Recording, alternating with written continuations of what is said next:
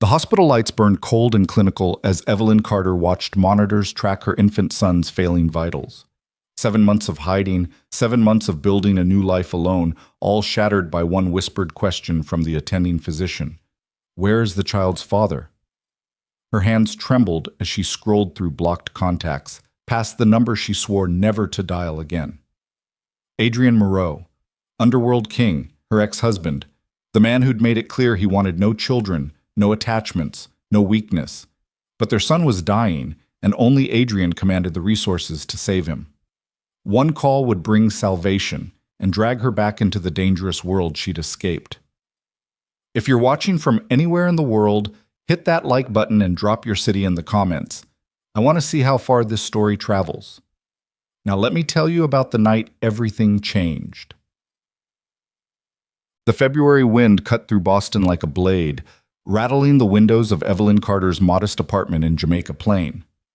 She'd chosen this neighborhood deliberately, far from the wealth and scrutiny of Beacon Hill, anonymous among working families and graduate students. Here, she could disappear.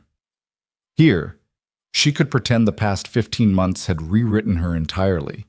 She stood at the kitchen counter, warming a bottle with practiced efficiency. 7 months into motherhood, and certain gestures had become automatic. Test the temperature against her wrist, adjust the formula ratio. Listen for the subtle shift in her son's breathing that meant he was waking. Simple rhythms that anchored her to this new life, so different from the one she'd fled. The apartment was small, a one-bedroom with creaking hardwood floors and radiators that clanged through winter nights. But it was hers. No security cameras, no armed men in tailored suits standing outside her door. No husband whose business dealings existed in shadows. She'd learned not to examine too closely. Ex-husband, she corrected herself. The divorce had been finalized 8 months ago, when she was 4 months pregnant with a secret she'd guarded like her life depended on it, which, in many ways, it had. Evelyn carried the bottle to the nursery. Really, just a corner of her bedroom, sectioned off with a folding screen she'd found at a thrift store. The crib was second-hand but sturdy, the mobile overhead assembled from paper cranes she'd folded during sleepless nights. Everything in this space represented freedom, even if that freedom came with financial strain and exhaustion so deep it felt like drowning. She reached into the crib, expecting to find her son stirring with his usual morning hunger. Instead, her fingers met heat that didn't belong. Oh God. The baby's skin burned beneath her touch, his tiny body radiating a fever that sent immediate alarm cascading through her nervous system. She scooped him up, his weight both familiar and suddenly terrifying. His eyes remained closed, his breathing too fast and shallow. Evelyn's mind kicked into emergency protocols she'd memorized from every parenting book and website. Check responsiveness. Monitor breathing. Take temperature. Her hands shook as she fumbled for the digital thermometer, already knowing what it would confirm. 103.7. For a 7-month-old, that number transformed worry into crisis. She grabbed her phone, dialing the pediatrician's after-hours line while pressing her lips to her son's forehead, whispering reassurances she didn't feel. This is Dr. Martinez's service. The voice was professionally calm, maddeningly unhurried. My son has a fever of 103.7. He's 7 months old. He won't wake up properly. Evelyn forced the words out steady, but her free hand clutched her baby tighter.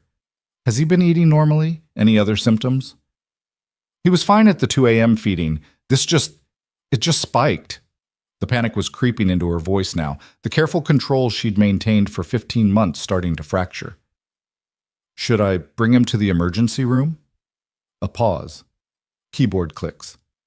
Yes, ma'am. Given his age and the fever height, you should go to the ER immediately.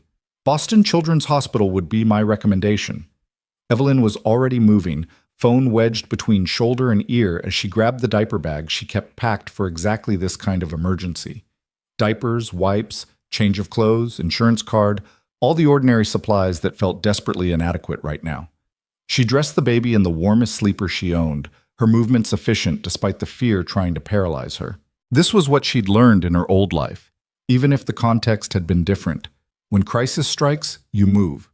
You think later. The Uber arrived in 6 minutes that felt like hours. She'd sold her car 3 months ago when the maintenance costs became impossible to justify on her freelance copywriting income. Another small indignity of her new life. Another price of freedom. "Boston Children's, please," she told the driver, a middle-aged man who glanced at the bundle in her arms and immediately understood the urgency. "You got it." The city blurred past, streetlights and early morning traffic, the world continuing its ordinary rotation while hers tilted toward catastrophe. Evelyn kept her fingers on her son's chest, feeling the too rapid rise and fall, the heat that seemed to be intensifying despite her best efforts to cool him. She'd named him Lucas, not after anyone, not following any family tradition, just a name that meant light, that sounded like hope, a name Adrien had never heard her speak. The divorce had been civil, as those things went. Adrien's lawyer had presented terms that were generous to the point of suspicion. A lump sum settlement, no alimony, clean break. She'd taken it because she recognized it for what it was, a payment for her silence, for disappearing completely from his world. She'd been 2 months pregnant at the final hearing, wearing loose clothing that concealed the truth. Adrien had looked at her across that conference table with eyes the color of smoke and ash, and she'd wondered if he could somehow sense the secret growing inside her. But he'd said nothing. Signed the papers. Left without looking back. Just as well. Adrien Moreau had built an empire on ruthlessness and calculation. He commanded loyalty through fear and respect in equal measure. He'd told her once, in a rare moment of vulnerability during their short marriage, that he'd never wanted children. "Too much liability," he'd said. "Too many ways for enemies to exploit weakness." So she'd made the choice to protect them both. She'd taken her freedom and her secret and built this small, hidden life. Until now. The hospital emerged from the darkness like a fortress of glass and steel. Boston Children's Hospital, ranked among the best pediatric facilities in the world. She'd researched it during her pregnancy, making mental contingency plans she'd prayed never to need. The driver pulled up to the emergency entrance. "Hope your little one's okay," he said, and there was genuine kindness in his voice. "Thank you." Evelyn handed him cash. She'd learned to keep emergency money in her coat pocket, and hurried through the automatic doors. The ER intake area was surprisingly quiet for a Friday morning. A nurse looked up from her station, assessed the situation in one practiced glance, and gestured Evelyn forward. "What's going on with your baby?" "High fever, 1037 when I checked 20 minutes ago. He's 7 months old. He's not responding normally." The nurse moved with immediate purpose, taking Lucas from Evelyn's arms with the confidence of someone who'd held thousands of sick children. "Come with me." They bypassed the waiting room entirely, moving through corridors that smelled of antiseptic and recycled air. A young doctor met them in a triage room, already pulling on gloves. "I'm Dr. Patel. Let's see what we're dealing with." The next 30 minutes dissolved into a blur of tests and questions. Temperature confirmation, now 104.1. Blood draw from Lucas's tiny arm, his weak cry piercing Evelyn's chest. Urine sample via catheter. Physical examination checking for rashes, neck stiffness, any sign of what was causing this sudden spike. "Has he been sick recently? Any unusual symptoms?" Dr. Patel's fingers were gentle but thorough, checking Lucas's fontanelle, his lymph nodes. "No, nothing. He was completely normal." Evelyn hovered close, wanting to snatch her son back from all these invasive procedures, but knowing she couldn't. "What's wrong with him?" "We're working to determine that. Given his age and fever severity, we need to rule out serious bacterial infections, meningitis, urinary tract infection, pneumonia." Dr. Patel's voice remained calm, but Evelyn heard the gravity beneath. "We're going to admit him and start broad-spectrum antibiotics while we wait for culture results." "Admit him? For how long?" "Depends on what we find. Minimum 48 hours for observation." The doctor made notes on a tablet, fingers moving quickly. "I need to ask, is the child's father available? We'll need full family medical history, and if we need to make any major treatment decisions, he's not available." The words came out too sharp, defense mechanisms triggering automatically. Dr. Patel looked up, and Evelyn saw the slight shift in her expression. How many times had this doctor seen this scenario? Single mother, sick child, absent father. I understand, but if there's any way to contact him, it would be helpful. Some conditions have genetic components, and we need complete information to... I said he's not available. Evelyn's voice carried an edge now, the one she'd learned to deploy when people pushed at boundaries she'd established. I can provide my own medical history. That will have to be sufficient. The doctor held her gaze for a moment, then nodded. All right, let's focus on stabilizing your son. They moved Lucas to a pediatric unit, a private room with walls painted in cheerful colors that felt obscene given the circumstances. Monitors tracked his vitals. Heart rate too fast, temperature still climbing despite the acetaminophen they'd administered. An IV ran into his small arm, pumping fluids and antibiotics into his system. Evelyn sat in the chair beside his bed, watching his chest rise and fall, and felt her carefully constructed world continuing its collapse. She'd been so careful. Prenatal care under her maiden name at a community clinic, birth at a hospital across state lines in Providence where she told them she was a single mother by choice. No father's name on the birth certificate. Cash payments when insurance didn't cover procedures. All that planning, all that protection, and here she was anyway, cornered by circumstance. Her phone buzzed, text from her landlord asking about next month's rent. She stared at it, the mundane intrusion of ordinary life. The truth she'd been avoiding for the past 7 months crystallized with brutal clarity. She couldn't actually afford this. Not really. Her freelance income covered rent and basic expenses, but barely. She had no health insurance. Lucas was on state assistance, which covered basic care but not extended hospitalization. And if they needed specialists, if this turned into something serious, she'd burned through most of her divorce settlement in the first months after Lucas's birth, paying for a better apartment than she could maintain, buying things she'd convinced herself they needed, building a life that looked stable enough to fool herself. That money was gone now. Her savings account held $1,100. Evelyn pressed her palms against her eyes, fighting the pressure building behind them. She'd thought she'd prepared for everything, but she'd prepared for the life she wanted to live, not the crisis actually unfolding. Hours crept past. Nurses came and went, checking vitals, adjusting medications. Dr. Patel returned with preliminary test results.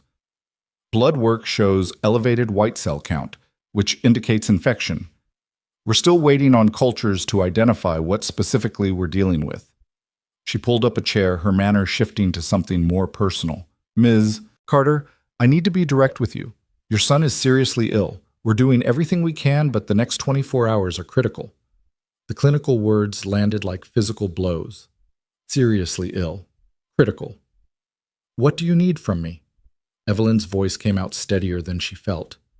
Right now, stay close. Talk to him. Babies respond to their mother's voice even when they seem unresponsive. Dr. Patel paused. And if there's anyone you should call, any family or support system, now would be the time. After the doctor left, Evelyn sat in the dimness of the hospital room, listening to the rhythmic beep of monitors. Through the window, dawn was breaking over Boston, the sky shifting from black to gray. She thought about her mother, who'd died 3 years ago.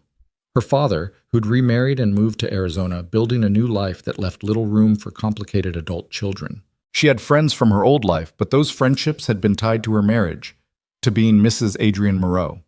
They dissolved along with everything else. The only person with the resources to help, the only person whose name might make doctors move faster and try harder, was the one person she'd sworn never to contact again. Evelyn pulled out her phone, scrolling through blocked contacts until she found the number. She'd never deleted it, which said something about the part of her that had known this moment might come. Her thumb hovered over the screen. Adrien Moreau had made his position clear. No children, no family obligations. The divorce settlement had been his way of ensuring clean separation. Calling him now would violate every term of their unspoken agreement. It would expose the secret she'd protected. It would invite him into Lucas's life, into their life, with consequences she couldn't predict. But Lucas's temperature was climbing again despite the medications. The monitor showed heart rate increasing, respiratory rate elevated. Her son was fighting something his tiny body might not be strong enough to defeat alone. She thought about what Dr. Patel had said. Critical. Next 24 hours. Evelyn dialed the number. It rang 3 times, long enough for her to nearly hang up, to retreat back into her careful isolation. Then a voice answered, low and instantly familiar despite 15 months of silence. "Who is this?" "Adrien." He didn't have her new number saved, wouldn't recognize the caller. "It's Evelyn." Silence on the other end, but she could feel the shock transmitting across the connection. When he spoke again, his voice had shifted into something harder, more controlled. "Why are you calling?" No greeting, no pretense at civility.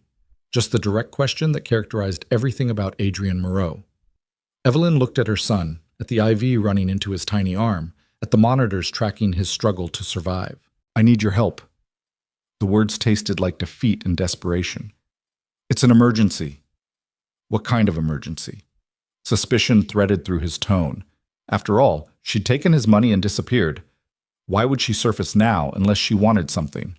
This was it. The moment that would change everything. "Medical emergency. I'm at Boston Children's Hospital." She drew a breath, steadying herself for the detonation. "It's your son." The silence that followed felt infinite. She could picture him, wherever he was, whatever he'd been doing, processing information that shouldn't exist, recalculating everything he thought he knew. "My what?" His voice had gone very quiet, which anyone who knew Adrien would recognize as dangerous. "Your son. Our son." Evelyn kept her eyes on Lucas, on the only thing that mattered. "He's 7 months old. He's critically ill, and I need you to—" "What the hell are you talking about?" The control was fracturing now, anger bleeding through. "We don't have a— You never said— I was pregnant when we divorced. I didn't tell you because I knew you didn't want children. I left to protect both of us." The words came out faster now, defense and explanation tumbling together. "But he's sick, Adrien. Really sick. And I don't have the resources to— You had my child and didn't tell me?" Each word came out separately, precisely, like bullets chambering. "I made a choice based on what you told me.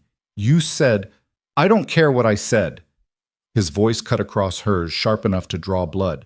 "You don't get to make that decision. You don't get to hide my—" He stopped abruptly, and Evelyn could hear him breathing, could sense the effort it was taking for him to regain control. "What's wrong with him?" The question came out different now, stripped of anger, landing somewhere near fear. "High fever. They're testing for bacterial infections. The doctor said the next 24 hours are critical." Evelyn's throat tightened around the words. "I wouldn't have called if I had any other option, but he needs—" "I'm in New York. I'll be there in 3 hours." No hesitation, no negotiation, just immediate action. "Send me the hospital information and his exact location. Don't let them do anything major until I arrive." "Adrien, they're already treating him. They have to—" "I'll have specialists there within the hour. Just keep him stable." A pause, then— "What's his name?" "Lucas." She heard him repeat it quietly, testing it. Then, 3 hours, Evelyn. Don't move." The line went dead. Evelyn lowered the phone, her hands shaking now that the adrenaline of the call was fading. She'd done it. Opened the door she'd sealed shut.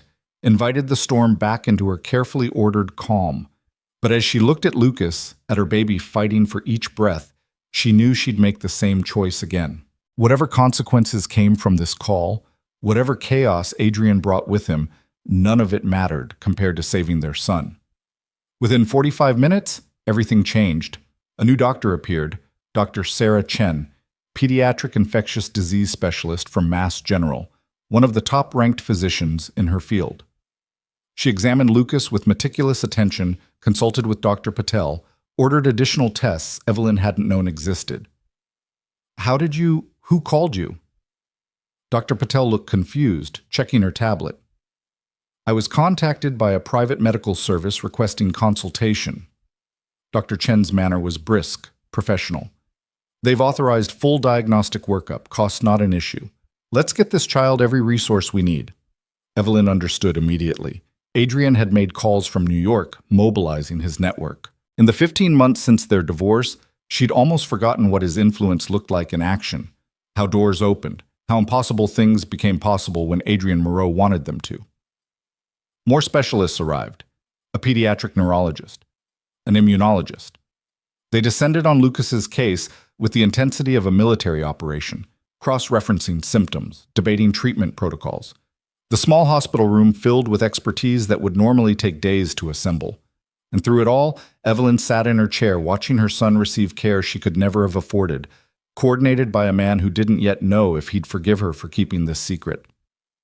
2 hours and 40 minutes after her call, she heard commotion in the hallway. Authoritative voices, someone trying to enforce visiting hours, another voice cutting through regulations with the kind of certainty that made rules bend. Then Adrien walked through the door. 15 months since she'd last seen him, and Evelyn's body responded with unwanted recognition. He looked the same, tall and lean in dark clothing that probably cost more than her monthly rent. Silver threading through his black hair, eyes that missed nothing. But there was something different in his face now, a rawness that didn't usually show. His gaze swept the room, the monitors, the IV, the specialists clustered around Lucas's bed before landing on her. Evelyn. Just her name, but she heard volumes in it, accusation, anger, and underneath something that might have been pain. Adrien. She stood, instinctively positioning herself between him and Lucas, even though that protective gesture came 15 months too late. He moved toward the bed, and the specialist parted without question, recognizing authority when it entered a room. Adrien looked down at Lucas, his son, though the reality of that connection hadn't fully settled, and Evelyn watched his expression shift through calculations she couldn't read. Tell me everything. He didn't look away from the baby as he spoke. Dr. Chen stepped forward, clearly the one Adrien had spoken with. We're running comprehensive tests for bacterial meningitis, sepsis, and several other serious infections. Preliminary results suggest a severe urinary tract infection that's progressed to bacteremia, bacteria in the bloodstream. We've started aggressive antibiotic treatment, but his fever isn't responding as quickly as we'd like. Prognosis? Adrien's voice remained steady, but Evelyn saw his hands curl into fists. Guarded. The next 12 to 24 hours will tell us if the antibiotics are effective. If the fever breaks and his vitals stabilize, we're looking at a week-long hospital stay. If not, Dr. Chen paused delicately. We'll need to escalate treatment. Whatever he needs, he gets. Whatever specialists, whatever equipment, whatever trials or experimental treatments exist, I want them available. Adrien finally looked away from Lucas to meet Dr. Chen's eyes. Money is not a factor. Time is. Make him better. We're doing everything medically possible, Mr. Moreau. Then do what's medically impossible. He said it without arrogance, just flat expectation that the universe would rearrange itself around his requirements. Dr. Chen nodded and returned to her team. Adrien stood beside Lucas's bed, watching the monitors, and Evelyn saw something she'd rarely witnessed during their marriage: uncertainty. He'd built an empire on control and calculation, but here was a problem that couldn't be solved through intimidation or strategy. How long were you pregnant when we divorced? His question came quietly, but she heard the blade edge beneath. 4 months. And you said nothing. You made it clear you didn't want children. You said it was too dangerous, too much liability. So you decided for both of us? Now he looked at her, and the anger she'd heard on the phone was there in full force. You decided I didn't deserve to know I had a son? You took my money and disappeared with my child. I took money I was entitled to in the divorce settlement, and I protected Lucas from a life I knew you wouldn't want for him. Evelyn kept her voice low, aware of the medical staff trying to pretend they weren't listening.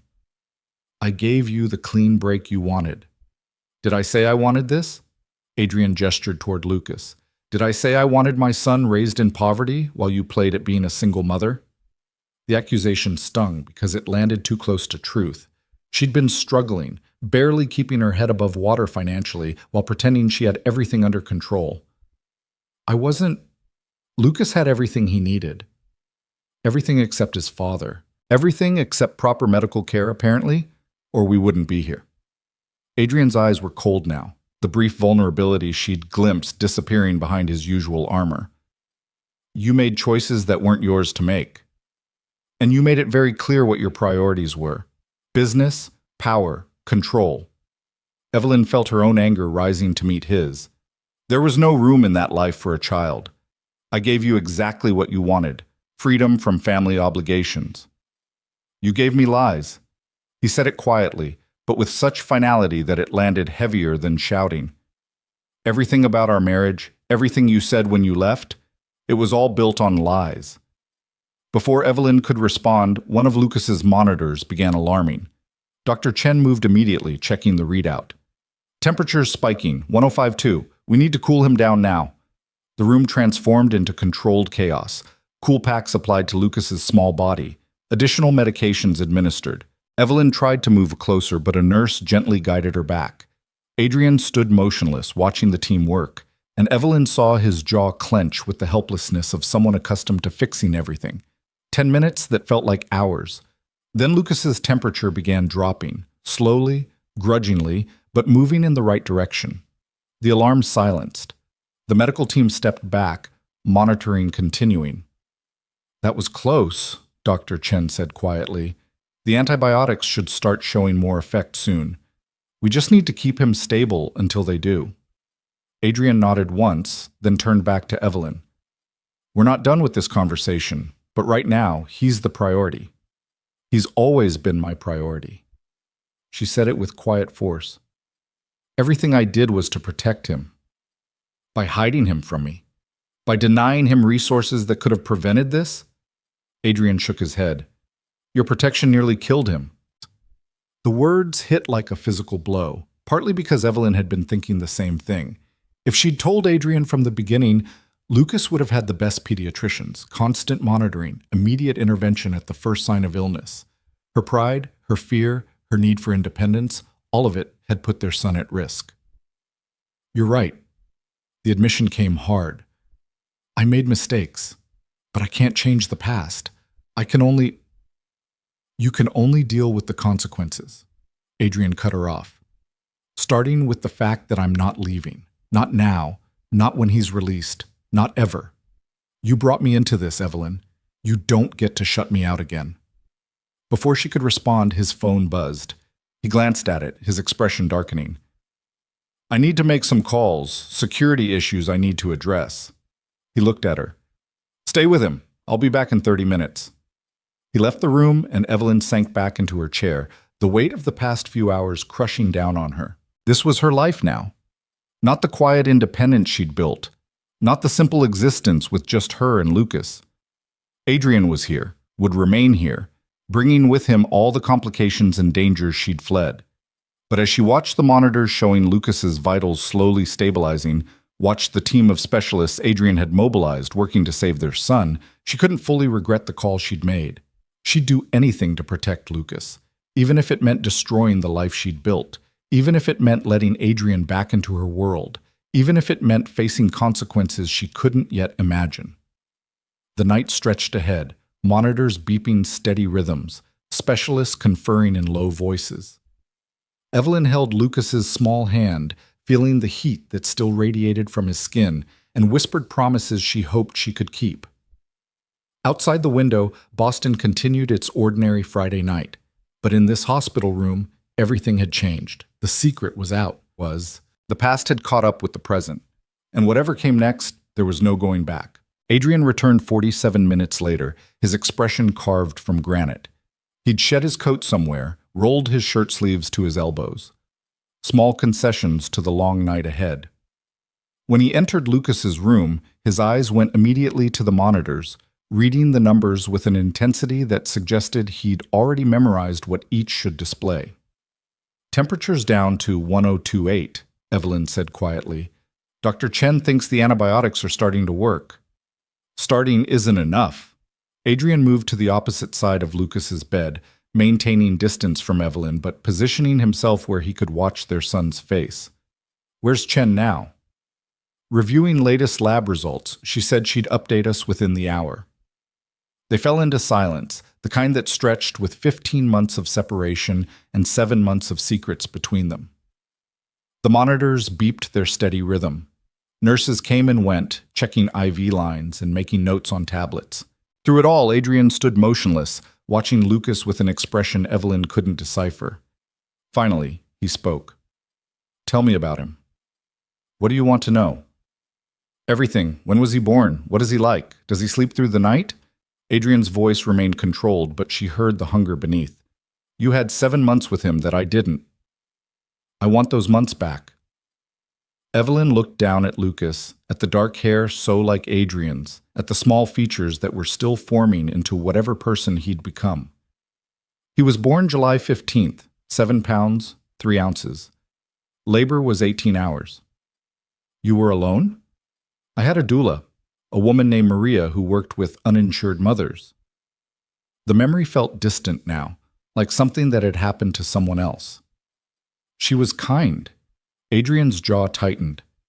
You should have had the best obstetric team in the country. Private suite, every possible precaution. I had what I could afford. And it was fine. Lucas was healthy. Evelyn paused. Is healthy, will be healthy. Don't make promises you can't keep. But some of the edge had left his voice. What else? So she told him. How Lucas had started smiling at 6 weeks, how his laugh sounded like water over stones, how he loved the mobile she'd made, would track the paper cranes with serious concentration, how he just started sitting up on his own, wobbling but determined, how he hated carrots but would eat sweet potato until he turned orange. Small details, ordinary moments that made up the architecture of their son's short life. Adrien listened without interruption, his eyes never leaving Lucas's face, and Evelyn wondered what he was thinking, whether he was calculating everything he'd missed, or everything she'd stolen from him, or something else entirely. He has your eyes, Adrien said finally. I noticed that immediately. Evelyn looked at Lucas's closed lids, remembering how those eyes, gray-green like stormy seas, had looked at her this morning before the fever took hold. He has your stubbornness. When he wants something, he doesn't quit. Sounds familiar. The ghost of something that might have been humor crossed Adrien's face, then disappeared. What were you planning to do? Raise him alone indefinitely? Never tell me? I don't know. The honest answer. I thought maybe when he was older, when you'd moved on completely, I could reach out. Let you meet him without the complication of what? Co-parenting? Shared custody? Adrien's voice sharpened again. You were going to let me be an occasional visitor in my own son's life? I was trying to protect him from your world, from the danger and violence, and you think your world was safer? Living paycheck to paycheck in Jamaica Plain? He gestured around the hospital room. If you told me you were pregnant, none of this would have happened. He'd have had regular checkups with the best pediatricians. They'd have caught this infection early. You don't know that. I know that wealth and access matter. I know that hiding from me put him at risk. Adrien's control was fracturing again, anger bleeding through the cracks. You made a choice that could have killed him, Evelyn. How am I supposed to forgive that? Before she could answer, Dr. Chen entered with 2 other specialists. Her expression was cautiously optimistic. Good news, his white blood cell count is dropping, which means the antibiotics are working. We've identified the bacteria, E. coli, which likely started as a urinary tract infection and spread to his bloodstream. She pulled up charts on her tablet. With continued aggressive treatment, I'm confident we can beat this. How confident? Adrien asked. 85, 90%. The next critical window is the next 6 hours. If his fever continues dropping and his vitals stabilize, we'll be out of immediate danger. And the other 10 to 15%? Dr. Chen met his gaze directly. There's always risk with bacteremia in infants. Complications can develop, septic shock, organ involvement, but I don't expect that here. Lucas is responding well. Adrien nodded once. I want hourly updates. Any change in his condition, I need to know immediately. Of course, Mr. Moreau. After the doctors left, Adrien pulled out his phone and made a call. Marcus, it's me. I need you to arrange something. He turned slightly away, but Evelyn could still hear. Find the best pediatric suite in this hospital and have it prepared for long-term stay. Also, I want private nursing staff, 2 shifts, round the clock. Run background checks on anyone who will have access to the room. Adrien, that's not necessary, Evelyn started. He held up one hand, silencing her while he continued. And Marcus, I need you here. Bring 2 men. We're staying in Boston until further notice. A pause. No, cancel everything. This is the priority now. He ended the call and looked at Evelyn. You don't get a vote on his medical care anymore. Not after the choices you've made. He's my son too. Then you should have thought about that before hiding him from his father. Adrien's eyes were cold. You wanted to do this alone? Congratulations, you've proven you can't. The words landed like blows, each one finding the guilt already pooling in Evelyn's chest. She wanted to fight back, to defend her choices, but exhaustion was catching up with her. She'd been awake for nearly 24 hours, running on adrenaline and fear. I need coffee, she said, standing abruptly. Watch him. I'm not going anywhere. She fled the room before Adrien could see the tears threatening. The hospital corridors stretched fluorescent and endless, all neutral colors and antiseptic smell. She found a break room with a coffee maker, poured a cup of something dark and bitter, and let herself shake. This was supposed to be different. She was supposed to have built a life where she was in control, where she made the decisions, where no one could override her authority. Instead, within hours of calling Adrien, she'd been pushed to the margins of Lucas's care. The specialists answered to Adrien. The nurses deferred to him. Even her own position as Lucas's mother felt secondary to his role as the man with resources and power. But wasn't that what she'd wanted when she made the call? Someone who could mobilize the kind of help Lucas needed? She couldn't have it both ways, couldn't ask for Adrien's intervention and then resent him for taking control. Ms. Carter? She turned to find a young woman in a security uniform standing in the doorway, professional demeanor, alert eyes that cataloged everything. Mr. Moreau asked me to ensure you had anything you needed. I'm Sarah, part of his security team. She offered a slight smile. Can I get you fresh coffee? Something to eat? You haven't left your son's side in hours. So Adrien had already deployed his people. Of course he had. I'm fine, thank you. Mr. Moreau also wanted me to inform you that arrangements are being made for a private suite. Should be ready within 2 hours. Sarah's tone remained neutral, but Evelyn heard the underlying message. This is happening whether you approve or not. Tell Mr. Moreau I said thank you. The words came out more tired than grateful. When Evelyn returned to Lucas's room, she found Adrien had pulled a chair close to the bed and was speaking quietly. She paused in the doorway, listening. Don't know if you can hear me, but your mother says you're stubborn, so I'm betting you're fighting this with everything you have. Adrien's voice was softer than Evelyn had heard it since he arrived. That's good. Fight. Get better. And when you're older, I'll tell you about the day I found out you existed, the day everything changed. He reached out, let his finger rest gently against Lucas's small palm. I'm your father, and I know that doesn't mean much to you right now, but it's going to. I promise you that. Evelyn's throat tightened. This was the Adrien she'd glimpsed occasionally during their marriage, the man beneath the armor, the one who felt things deeply but showed it rarely. She'd thought that man might not exist anymore, or had never existed outside her imagination. She cleared her throat quietly, announcing her presence. Adrien looked up, his expression shifting back to neutral. They're preparing a better room, he said. More space, better equipment. Sarah mentioned. Evelyn returned to her chair on the opposite side of Lucas's bed. Thank you. Don't thank me for doing what should have been done from the beginning. But some of the harshness had left his voice. How are you holding up? The question surprised her. I'm fine. You look exhausted. When did you last sleep? I don't know. Yesterday afternoon, maybe. Time had become fluid, measured only in Lucas's vital signs. Adrien studied her for a long moment. When we move to the new suite, there will be a bed for you, actual bed, not a hospital chair.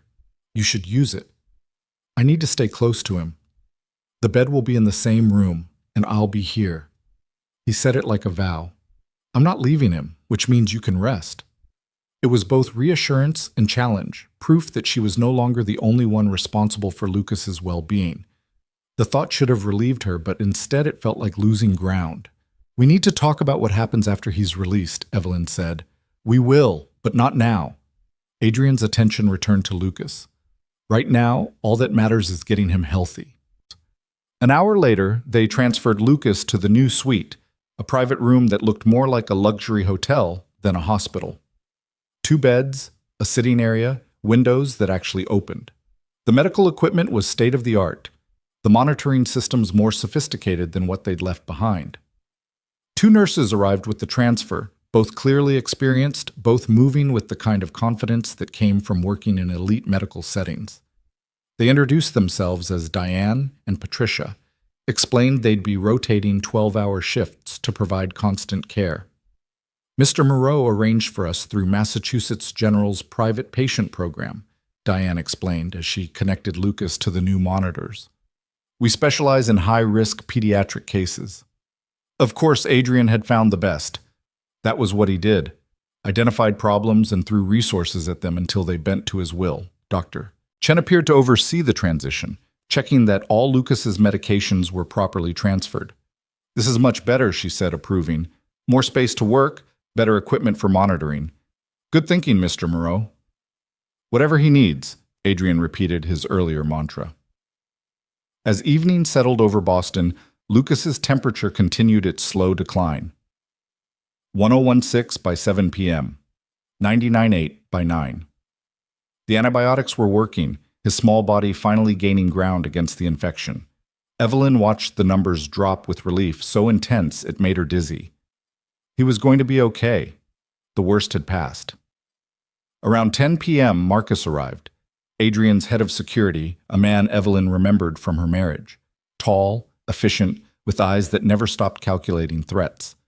He spoke quietly with Adrien near the door, and though Evelyn couldn't hear the conversation, she saw Adrien's expression darken.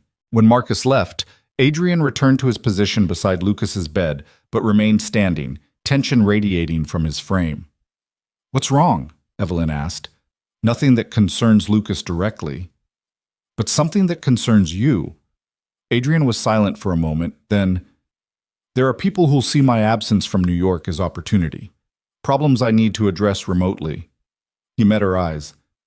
"But I meant what I said. I'm not leaving until he's out of danger. Your empire won't collapse if you're gone for a few days. My empire is built on the perception that I'm always in control, always watching." A muscle worked in his jaw. "When people think you're distracted, they get brave." Evelyn understood what he wasn't saying, that coming here, prioritizing Lucas, had shown weakness to people who looked for such things, that Adrien's enemies would see this as exactly the kind of liability he'd always avoided. "I'm sorry," she said quietly. "I know this complicates things for you." "Don't apologize for our son existing." Adrien's voice was sharp. "Apologize for hiding him, that I can't forgive easily. But Lucas himself?" He looked down at the sleeping baby. "He's not a complication. He stopped, seeming to struggle with words. Finally, "He's everything I didn't know I wanted." The admission hung in the air between them, raw and honest. Evelyn saw past the anger and control to something that looked like wonder, like fear, like love trying to take root in unsuitable soil. "He looks like you when he's sleeping," she said softly. Same serious expression, like he's solving problems in his dreams. "Does he cry a lot?" "Normal amount. But he stops if you hold him and walk around. He likes motion."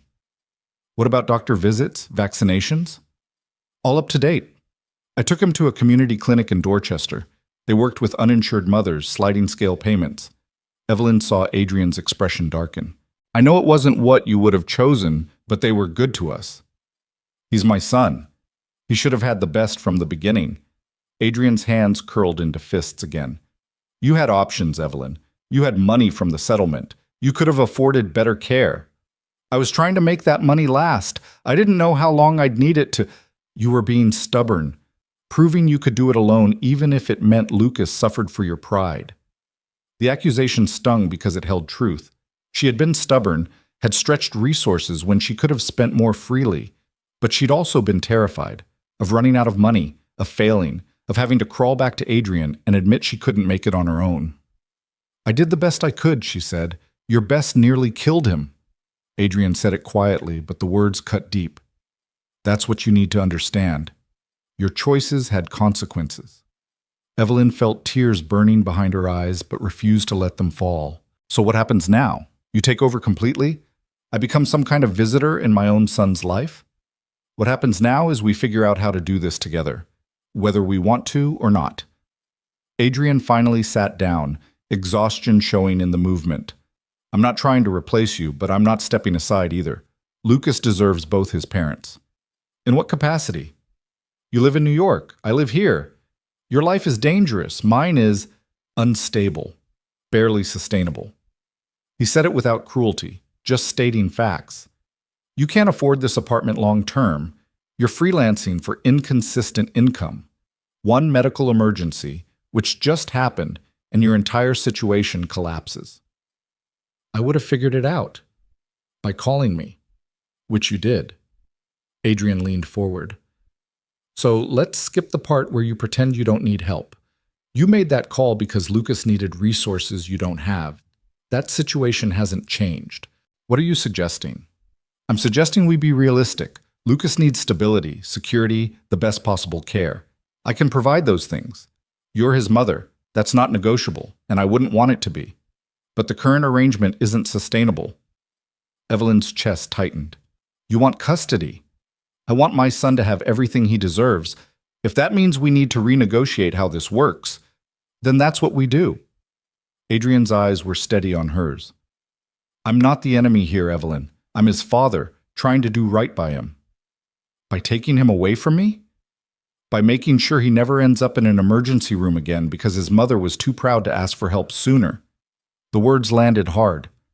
We can work together or we can fight this out in court. Your choice. The threat was clear, wrapped in reasonable language. Adrien had unlimited resources for legal battles. She had $1,100 in savings and a freelance career she couldn't maintain while caring for an infant. Before she could respond, Lucas stirred, making a small sound. Both Evelyn and Adrien immediately focused on him, watching as his eyes fluttered open for the first time in hours. Hey, baby, Evelyn whispered, moving closer. Lucas's gaze wandered, unfocused, then landed on her face. Recognition flickered there, and his small features relaxed slightly. That's right, it's Mama. You're okay. You're going to be okay. She touched his cheek gently, careful of the IV line. Adrien stood, positioning himself where Lucas could see him. The baby's eyes tracked to this new presence, studying the unfamiliar face with serious attention. Lucas, this is... Evelyn hesitated. What did she call Adrien? Your father felt too simple for the complexity of the situation. I'm Adrien, he said quietly, his voice gentler than Evelyn had heard since he arrived. I'm going to be around a lot from now on. Lucas stared at him with that solemn infant gaze, processing whatever infants processed when encountering strangers. Then he yawned, his small face scrunching, and closed his eyes again. He's tired, Evelyn said unnecessarily. The fever took a lot out of him. Adrien settled back into his chair but didn't look away from Lucas. But he's fighting, stronger than he looks. They sat in silence, watching their son sleep, and Evelyn felt the weight of their situation pressing down. Everything had changed in the span of hours. The life she'd built, careful, controlled, separate, had collapsed the moment she dialed Adrien's number. Around midnight, Diane quietly suggested that Evelyn should rest. He's stable now, temperature normal. Best thing you can do is take care of yourself so you can be alert tomorrow. Evelyn wanted to argue, but exhaustion was making her thoughts fuzzy. She looked at the second bed in the suite, then at Adrien. I'll wake you if anything changes, he said, answering her unspoken question. I promise. She believed him. Whatever else Adrien was, controlling, dangerous, unforgiving, he kept his promises. It was one of the things she'd learned during their marriage, one of the few constants in his otherwise unpredictable nature. Okay, she said finally. But if his temperature spikes, if anything, I'll wake you immediately. Adrien's tone left no room for doubt. Evelyn moved to the second bed, not bothering to undress, just lying down on top of the covers. Her body felt leaden, every muscle protesting the hours of tension. She closed her eyes, intending to rest for just a moment. When she woke, pale winter light was filtering through the windows. She sat up abruptly, disoriented, then remembered where she was. Adrien sat in the same chair, in what looked like the same position, watching Lucas sleep. But his clothes were rumpled now, his hair less perfect. He looked like he hadn't moved all night. You stayed up? Evelyn's voice came out rough. He glanced at her. Someone needed to watch him. The nurses are competent, but he's my son. I wanted to be the one watching. Adrien stretched slightly, muscles clearly stiff from hours of stillness. His temperature stayed normal all night. Dr. Chen checked in at 6 a.m. She's very pleased with his progress. Evelyn looked at the monitors, confirming what Adrien said. Normal temperature, heart rate steady, breathing regular. Relief washed through her again, the fear that had gripped her for the past day finally beginning to release. "Thank you," she said quietly. "For staying. For everything you mobilized to help him." Adrien studied her for a long moment. "I would have done all of this from the beginning if you'd let me. But we can't change the past. We can only figure out the future." The future. That looming question they'd been circling around. Before Evelyn could respond, her phone buzzed with a text. Her landlord again, this time more insistent about next month's rent. The ordinary world intruding on their hospital bubble. Adrien noticed her expression. Problems? Just life. Bills, responsibilities. She put the phone away. Nothing that matters right now. Everything matters. He stood, moving to look out the window at Boston's morning skyline. "You can't keep pretending you have this under control, Evelyn. Not anymore." "What do you want from me? To admit I'm struggling? Fine, I'm struggling. I can barely afford my apartment. I'm behind on bills. I've been taking whatever freelance work I can find and hoping it's enough." The words came out bitter. "Is that what you wanted to hear?" "I wanted honesty, which is apparently too much to ask." He turned to face her. "Here's what's going to happen. When Lucas is released, you're not going back to that apartment." "Excuse me?" "I've already arranged a place in Beacon Hill. 3 bedrooms, security, close to the best pediatric care in the city." Adrien said it like he was discussing weather. "You and Lucas will move in today. I'll have your current apartment packed, and you can't just decide where I live." "I can when your current situation is inadequate for raising my son." His voice remained calm, maddeningly reasonable.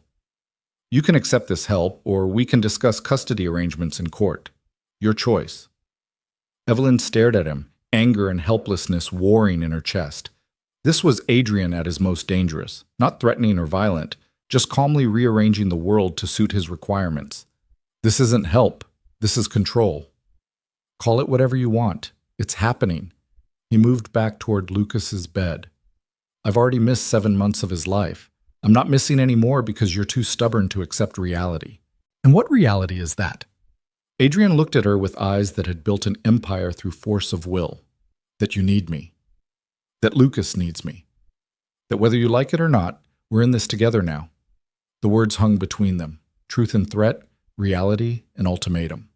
And Evelyn knew, with sinking certainty, that her life as she'd built it was over. The argument might have escalated further, but Dr. Chen arrived for morning rounds with her team of specialists. She examined Lucas thoroughly, reviewing overnight vitals and lab results with the kind of focused attention that made Evelyn remember why Adrien had wanted her on the case. "Excellent progress," Dr. Chen announced, making notes on her tablet. "Temperature's been normal for 8 hours. White blood cell count is dropping steadily. I'm very encouraged by his response to treatment." "When can he go home?" Adrien asked. "Let's not rush. I want to keep him under observation for at least another 72 hours, make sure the infection is completely cleared. We'll continue IV antibiotics for 48 hours, then potentially switch to oral if everything looks good." She smiled at Lucas, who was awake now and tracking her movements with serious eyes. "But barring any setbacks, I'd say he's out of danger." Evelyn felt something loosen in her chest, a knot of fear she'd been carrying since finding Lucas burning with fever. He was going to be okay. Her baby was going to survive. After the medical team left, Adrien made several phone calls while Evelyn sat with Lucas, talking to him softly and stroking his dark hair. The baby seemed more alert this morning, following her voice, even offering a tentative smile when she made silly faces. "He's smiling," Evelyn said, wonder in her voice despite everything else happening. Adrien ended his call and came closer, watching. Lucas's gaze shifted to him, that same serious study from last night. Then, unexpectedly, the baby smiled at Adrien too, a real smile, not just gas or reflex. Something crossed Adrien's face that Evelyn had never seen before. Vulnerability mixed with fierce protectiveness, wonder tempered by fear. He reached out slowly, let Lucas grip his finger with surprising strength for someone so recently ill. "He's strong," Adrien said quietly. "He gets that from you. And stubborn from you, apparently." But there was no heat in the words now. Adrien kept his attention on Lucas, on this small person who'd rewritten both their futures in the span of a day. "I meant what I said earlier, about the apartment, about making sure he has what he needs." "I know you did. That's what scares me." Evelyn watched their son hold Adrien's finger like an anchor. "You're used to controlling everything, but Lucas isn't a business deal you can negotiate." "I'm aware of that." Adrien's voice carried an edge of frustration. "But I'm not going to apologize for wanting to provide for him, for wanting him safe and secure. At the cost of my independence?" "Your independence nearly killed him." He said it without cruelty, just flat honesty. "So yes, if it comes down to your pride or his well-being, I choose him.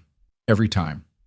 Before Evelyn could respond, Marcus appeared in the doorway, nodding to Adrien. "Sir, we need to discuss the situation."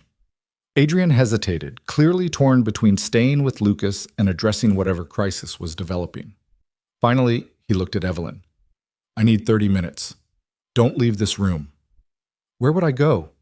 He left with Marcus, and Evelyn was alone with Lucas for the first time since Adrien's arrival. She lifted her son carefully, mindful of the IV line, and held him against her chest. He made small, contented sounds, his body warm but not feverish against hers. "I'm sorry," she whispered into his soft hair. "I thought I was protecting you, but Adrien's right. I almost got you killed. I was so focused on staying away from his world that I didn't see the dangers in mine." Lucas made a small noise, not understanding but responding to her voice. "He's going to change everything. Your father doesn't do anything halfway." She rocked gently, the motion automatic. "I don't know how to share you. I don't know how to let him in without losing myself completely." But wasn't that the real fear? Not that Adrien would take Lucas, but that Evelyn would disappear into the gravity of Adrien's life again. She'd fought so hard to become her own person after their divorce, to build an identity separate from being Mrs. Moreau. Now all of that felt threatened by his reappearance. Diane came in to check Lucas's vitals, her movements efficient and kind. "He's doing beautifully. Temperature's been stable all morning, and his appetite is coming back. That's an excellent sign." "When do you think we can remove the IV?" "Dr. Chen will make that call, but probably tomorrow if he continues improving." Diane smiled. "You should eat something too. There's a cafeteria on the second floor, or I can have something brought up." Evelyn realized she couldn't remember her last meal. "I should probably eat." "I'll stay with him. Take your time." But Evelyn didn't want to leave Lucas, even knowing he was safe with experienced care. The past day had rewired her instincts. She needed to see him, to confirm he was breathing, to verify the crisis had truly passed. She compromised by having food delivered to the room, eating mechanically while keeping Lucas in her line of sight.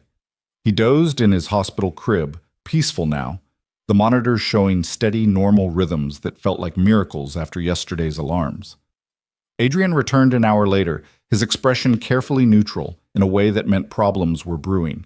He dismissed Marcus with a nod and moved to check on Lucas before turning to Evelyn. "We need to discuss security." "Security for what?" "For all of us. Word's gotten out that I have a son." Adrien's voice was tight with controlled anger.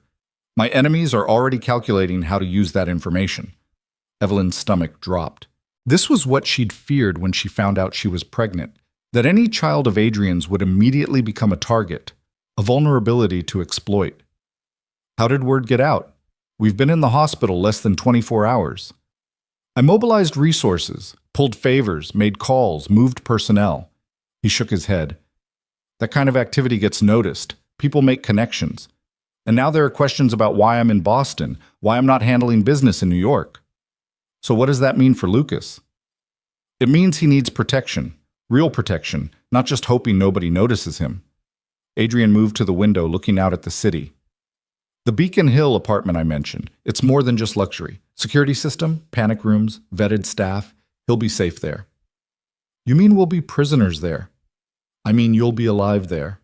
He turned to face her. "You wanted to keep him away from my world, Evelyn. I understand that impulse. But the moment you called me, you pulled him into it anyway. Now we deal with reality. The words landed with devastating accuracy. She'd made the choice, desperate and necessary, and now they were all living with consequences. Who exactly are these enemies? Evelyn asked. What kind of threats are we talking about? Adrien was silent for a long moment, clearly debating how much to tell her. Finally, I have business rivals who would use any leverage against me. Some are sophisticated, corporate espionage, legal pressure. Others are more direct, kidnapping, violence, using family members to force cooperation.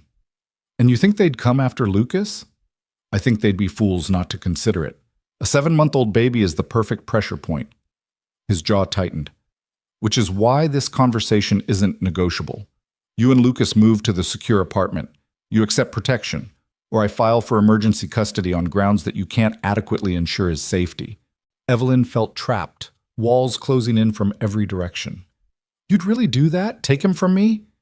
I'd do whatever necessary to keep him alive. Adrien's eyes held hers without flinching. I already missed 7 months because of your choices. I won't risk losing him permanently because you're too stubborn to accept help. This isn't help. This is imprisonment. Call it whatever you want. It's happening.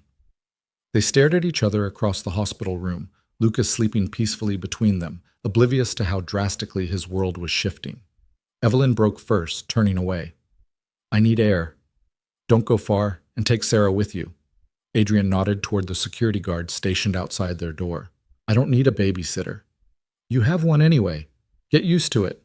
She wanted to argue, to assert her independence, but exhaustion and reality were wearing her down. Instead, she grabbed her coat and left, Sarah falling into step behind her with professional discretion. The hospital corridors felt claustrophobic after hours in Lucas's room. Evelyn found a stairwell and climbed to the roof access, a habit from her teenage years when she needed to think. Sarah stayed by the door, giving her space while maintaining visual contact. Boston stretched out below, gray sky pressing down on gray buildings. February cold bit through her coat, but Evelyn welcomed the discomfort. It felt real, grounding, unlike the surreal situation unfolding in her life. Her phone buzzed. Text from her former college roommate, someone she hadn't spoken to in over a year. Saw the news about Adrien Moreau having a secret son. Is that you? Are you okay? So it was already public, the carefully guarded secret she'd maintained for 15 months, exposed within a day of Adrien's involvement. More texts followed. Former friends, distant relatives, even a reporter somehow finding her number. Everyone suddenly interested in her life now that it intersected with Adrien's again. Evelyn deleted them all without responding. She had no answers to give, no public statement prepared. Her life had become a spectacle, and she had no idea how to navigate it. When she returned to Lucas's room, she found Adrien on a video call, his tone sharp as he addressed someone on screen. I don't care about the optics. Reschedule the meeting. I'm in Boston until further notice, and that's final. He ended the call when he saw her, his expression shifting from commanding to cautiously neutral. Better? Not really. Evelyn moved to Lucas's crib, needing to reassure herself he was still there, still safe. It's already public. People are calling, texting. The secret's completely out. I know. My PR team is handling it. Adrien stood, coming to stand beside her. Official statement says I have a son from a previous relationship, that he's currently hospitalized but expected to make a full recovery, and that I'm requesting privacy during this time. Previous relationship, that's one way to describe a marriage. Evelyn heard the bitterness in her own voice. Would you prefer I announce our divorce and your decision to hide my son for 7 months? That would generate better headlines. His tone was dry. I'm trying to control the narrative, protect Lucas from media scrutiny, while simultaneously announcing his existence to every criminal who might want to use him against you. They would have found out eventually, better to control when and how. Adrien's logic was sound, even if Evelyn hated it. At least this way we set the terms. Patricia arrived for her shift, smoothly transitioning with Diane. The private nurses moved with choreographed efficiency, checking Lucas's vitals and medication schedule. Everything running like a machine Adrien had set in motion. Dr. Chen appeared late afternoon with more positive results. His fever's been gone for 24 hours. Blood work is trending in exactly the right direction. Barring any surprises, we'll discontinue IV antibiotics tomorrow and observe for another day. If he remains stable, you can take him home Sunday. To the apartment in Beacon Hill, Adrien said, as if it were already decided. Dr. Chen glanced between them, clearly sensing tension, but professionally staying out of it. Wherever home is, he'll need follow-up care. Pediatrician visits weekly for the first month, then regular checkups. I'll provide recommendations. After she left, Adrien turned to Evelyn. We should discuss logistics. What's there to discuss? You've already made all the decisions. I've made the ones you forced me to make by creating an unsafe situation. His patience was clearly wearing thin. But I'm not unreasonable. You want input on how this works? Then let's talk. Evelyn sat down, suddenly too tired to keep fighting. Fine, talk. Adrien pulled up a chair, positioning himself where they could both watch Lucas. The Beacon Hill apartment has 3 bedrooms. You and Lucas take the master suite. It's larger, has an attached bathroom, space for nursery furniture. I'll take one of the other rooms when I'm in Boston. When you're in Boston, you're planning to commute? I have businesses to run in New York. I can't abandon everything indefinitely. He paused. But I'll be here more than I'm there, at least initially, until we establish stable routines. And what happens when you're not here? I'm just locked in that apartment with security guards? You're free to come and go, with appropriate protection.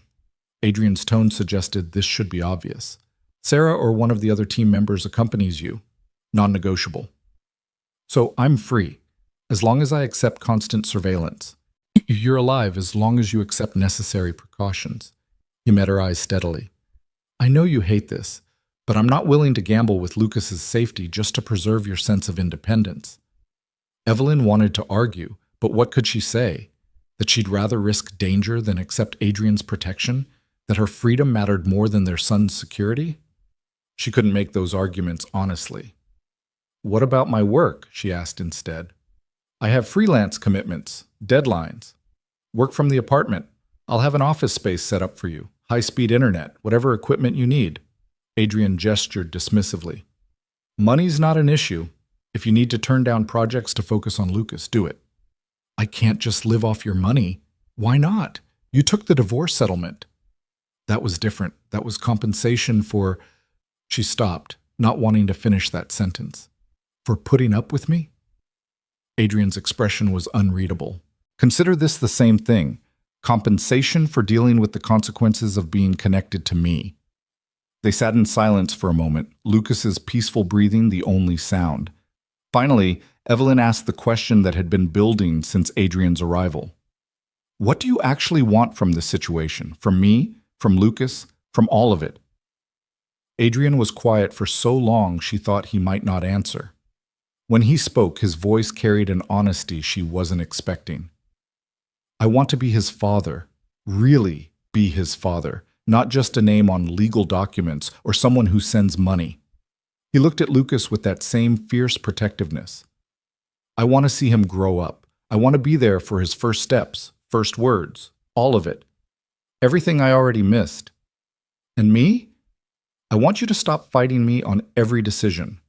I want you to recognize that we're on the same side here, both trying to do what's best for him.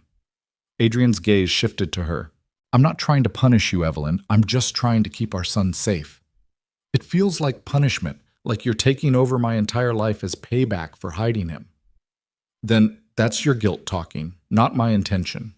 He said it without sympathy. You made choices that hurt me, that put Lucas at risk.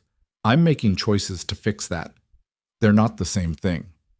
Before Evelyn could respond, Lucas woke with a small cry, not distressed, just announcing he was ready for attention. Both she and Adrien moved simultaneously, then stopped, each waiting for the other.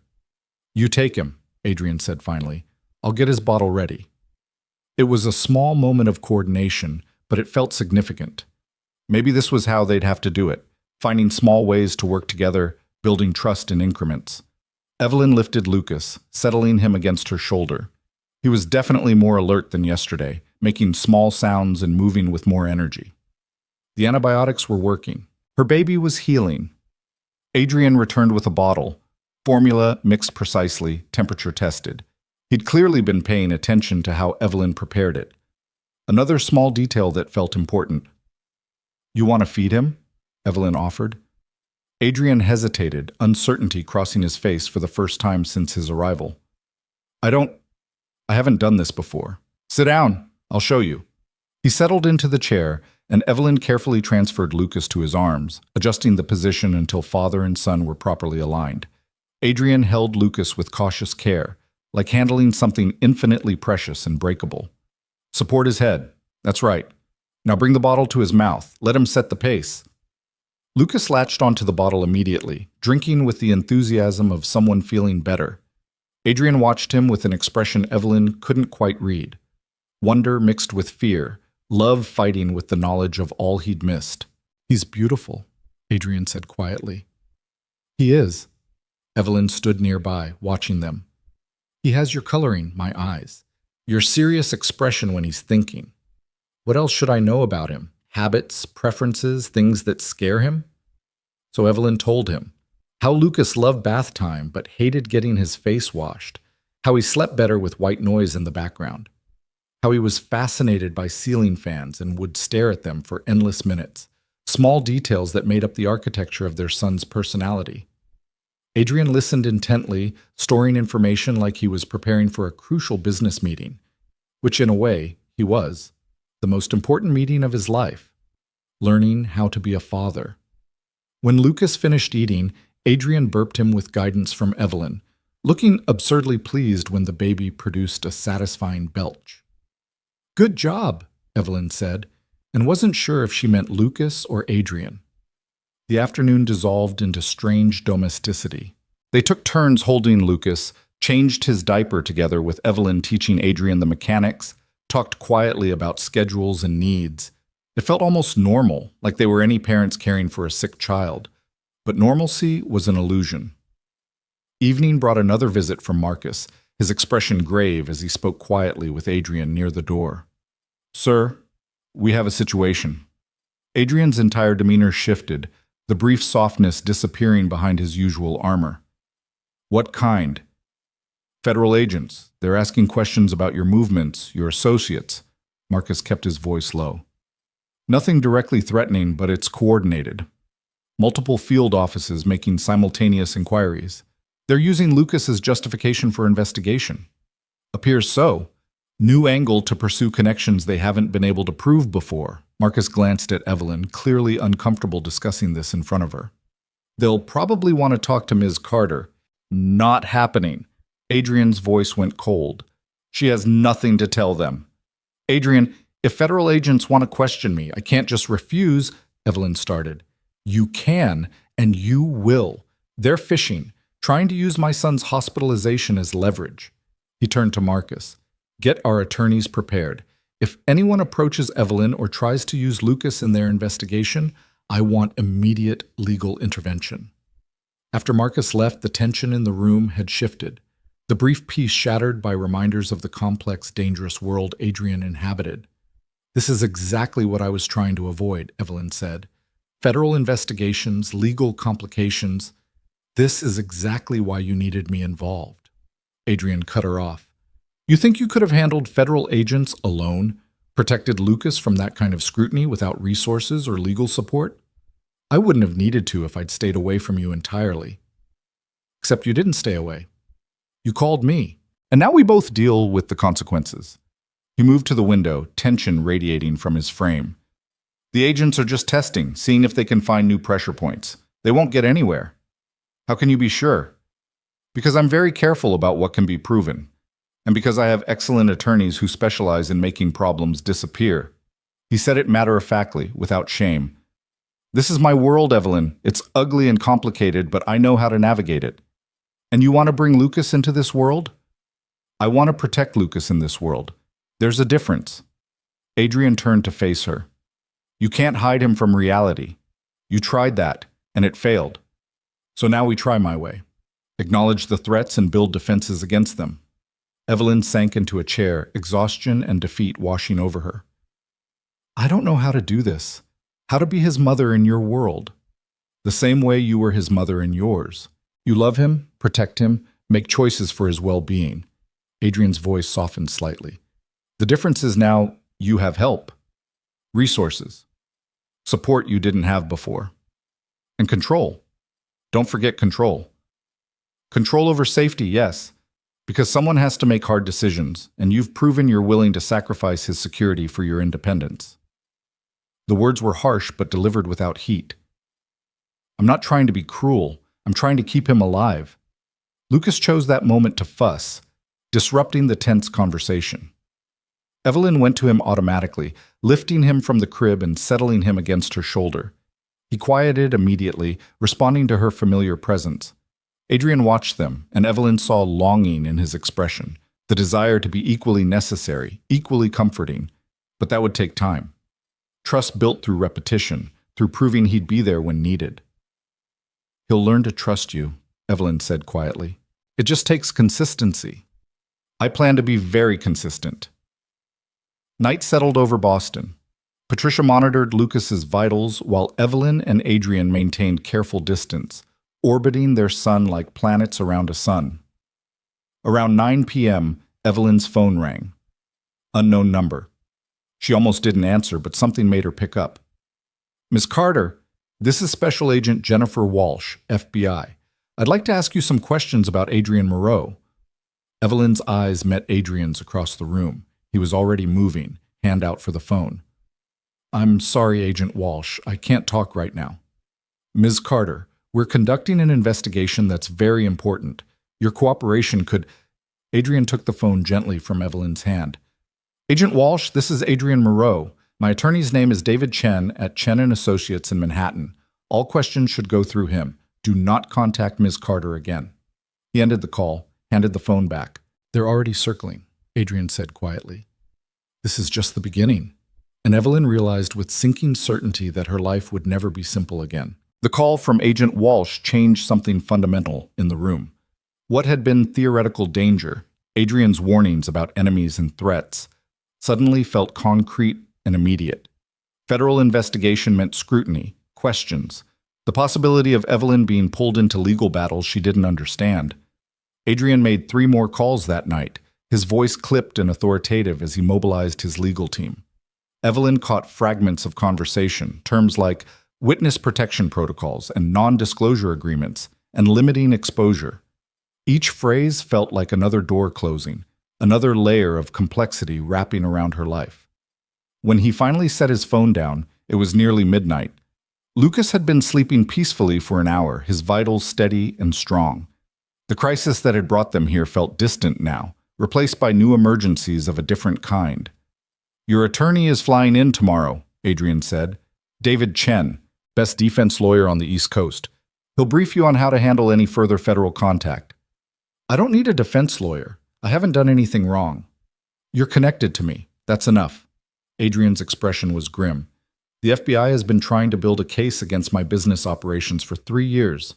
They found nothing substantial because there's nothing to find. I'm careful about staying on the right side of legal lines, but that won't stop them from using you as leverage. What exactly do they think you've done? Money laundering, racketeering, conspiracy charges. He said it without emotion. Standard accusations they throw at anyone with significant wealth and business dealings they can't fully trace. Most of it's speculation based on associations rather than actual evidence. Most of it? Evelyn caught the qualifier. Adrien met her eyes steadily. My business operates in gray areas sometimes. Investments that skirt regulatory boundaries, partnerships with people whose backgrounds don't hold up to scrutiny. Nothing illegal, but nothing completely clean either. He paused. I'm not a criminal, Evelyn, but I'm not innocent in the way you probably want me to be. The honesty was unexpected. During their marriage, Adrien had kept his business dealings carefully separate from their personal life. She'd known the broad strokes, real estate development, investment portfolios, consulting firms, but never the details. She told herself she didn't want to know. And now the FBI thinks Lucas gives them leverage to flip you? Make you cooperate with their investigation? Or they think you might have information they can use. Conversations you overheard, documents you might have seen, connections you could testify about. Adrien's voice was matter-of-fact. They'll try to scare you, make you think cooperation is your only option. That's why you need David Chen. He'll make sure you don't get manipulated into saying things that could be twisted. Evelyn looked at their son, sleeping peacefully while his parents navigated increasingly dangerous waters. This is insane. A week ago, my biggest problem was making rent. Now I need a defense attorney? Welcome to my world. There was no satisfaction in Adrien's tone, just tired acknowledgement. This is what I was trying to protect you from during our marriage. Why I kept business and personal life separate. But you called me, and now there's no separation anymore. So this is my fault? The FBI investigation is my fault? The investigation was always there, you just weren't relevant to it before. He softened slightly. I'm not blaming you for calling. You had to. But actions have consequences, and we're living them now. Patricia appeared to check Lucas's midnight vitals, her presence a reminder that life continued in its routines despite everything else spiraling. She pronounced him stable, fever-free for 36 hours, progressing beautifully. After she left, Evelyn found herself asking the question she'd been avoiding. If you could go back, knowing what you know now, would you want me to have called you? Adrien didn't answer immediately. He moved to Lucas's crib, looking down at their sleeping son with an expression that held too many emotions to parse. Yes, he finally said, even with all the complications, even knowing what it's cost both of us. He touched Lucas's small hand gently. I would never choose not to know he exists. Whatever else happens, he's worth it. The words settled something in Evelyn's chest. Whatever anger existed between them, whatever disagreements about control and independence, Adrien genuinely wanted their son, not as a possession or leverage, but as a father who'd discovered love he hadn't known he was capable of feeling. I'm sorry, she said quietly, for not telling you when I found out I was pregnant, for making that decision alone. Adrien looked at her across Lucas's crib. Why did you? Really? Evelyn gathered her thoughts, trying to articulate fears that had driven her choices. Because during our marriage, you were so certain about not wanting children. You said it would complicate everything, make you vulnerable. And I saw how you lived, always watching for threats, always calculating risks. I didn't want to bring a baby into that. So you brought him into poverty instead. I brought him into normalcy, or what I thought could be normal. She gestured helplessly. I wanted him to have a childhood without security details and FBI investigations. I wanted him to go to regular schools, have regular friends, live a regular life. There's no such thing as regular when your father is Adrien Moreau. You were living in a fantasy. But his tone wasn't cruel, just realistic. Lucas was always going to be connected to my world. Hiding him just delayed the inevitable. I know that now. They stood in silence, the hospital room quiet except for the rhythmic beep of monitors. Finally, Adrien spoke again. During our marriage, I told you I didn't want children because I believed it. I thought family was a weakness I couldn't afford. He kept his eyes on Lucas. But that was before I knew what it felt like. Before I understood that some things matter more than strategy and control. What changed? Nothing. Everything. He shook his head. I'm still the same person. I still have enemies, still operate in dangerous spaces. But looking at him, knowing he's mine, it makes all my careful calculations feel hollow, like I've been optimizing for the wrong variables. Evelyn heard the vulnerability beneath his words, the admission that Lucas had cracked open something Adrien usually kept sealed tight. So what do we do? How do we give him any kind of normal childhood when your world is what it is? We don't give him normal. We give him protected, educated, prepared. Adrien's voice firmed with decision. He'll grow up knowing his father's business, understanding the complexities and dangers.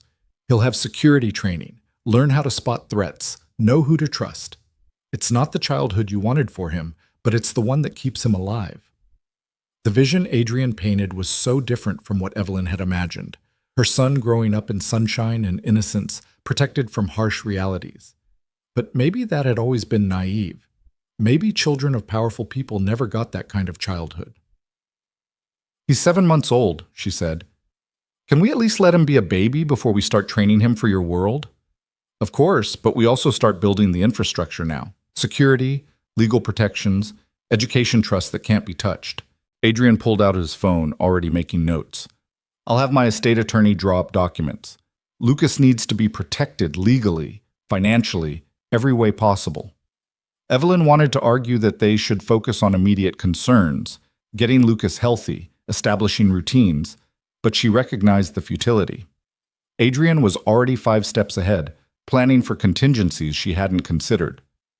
Her phone buzzed again. Another unknown number.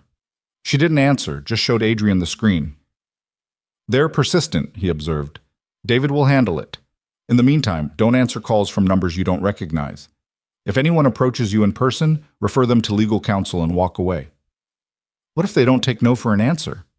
Then Sarah or whoever's with you intervenes. That's what they're there for. Adrien's expression hardened. Federal agents can be aggressive when they want information. They'll try to catch you alone, claim they just want to talk. Don't engage. You have constitutional rights. Use them. The idea of federal agents stalking her felt surreal, like something from a movie rather than her actual life. But this was her life now. This was the cost of that desperate phone call from the hospital. Around 2 a.m., Evelyn finally accepted she needed sleep. The past 48 hours were catching up with her, exhaustion making her thoughts fuzzy. Adrien had claimed the chair beside Lucas's crib, showing no signs of planning to rest. "You should sleep too," Evelyn said. "I will. Eventually." He didn't look away from Lucas. "Right now, I'm exactly where I need to be." Evelyn settled into the second bed, but sleep came reluctantly. Her mind kept circling the same thoughts. Federal investigations, security threats, the life she'd built disintegrating around her. Every time she closed her eyes, she saw Agent Walsh's name on her phone screen, heard Adrien's warnings about danger. Somewhere around 4 a.m., she heard Adrien's phone ring. His voice was low as he answered, but she caught fragments through her half-sleep state. "How bad?" "I don't care about optics. I care about containment." "No, absolutely not. If they try that approach, shut it down immediately." Silence as he listened. "Then we go harder. I want every legal avenue pursued, every regulatory complaint filed. Make them understand that targeting my family has consequences." His voice carried cold fury. "I'm not negotiating on this, Marcus. Handle it." Evelyn opened her eyes, found Adrien standing by the window, silhouetted against Boston's night skyline. Even in profile, she could see the tension radiating from him. "What's happened?" she asked quietly. He turned, seeming unsurprised she was awake. "One of my competitors leaked information to a tabloid. Pictures of you and Lucas leaving your old apartment, speculation about our relationship, suggestions that you've been in hiding." "How did they get pictures? I've been so careful. Someone was watching your building, probably for weeks, waiting for something newsworthy." Adrien's jaw was tight. "They'll publish Sunday morning. My PR team is trying to negotiate the story down, but it's going to run." Evelyn felt sick. "What kind of speculation?" "That you were my mistress. That Lucas might not be mine. That you're trying to extort money through false paternity claims." He said it clinically, like reading a grocery list. Standard tabloid garbage designed to generate clicks. "We can prove he's yours. DNA test would give them exactly what they want. More story, more drama, more content to dissect."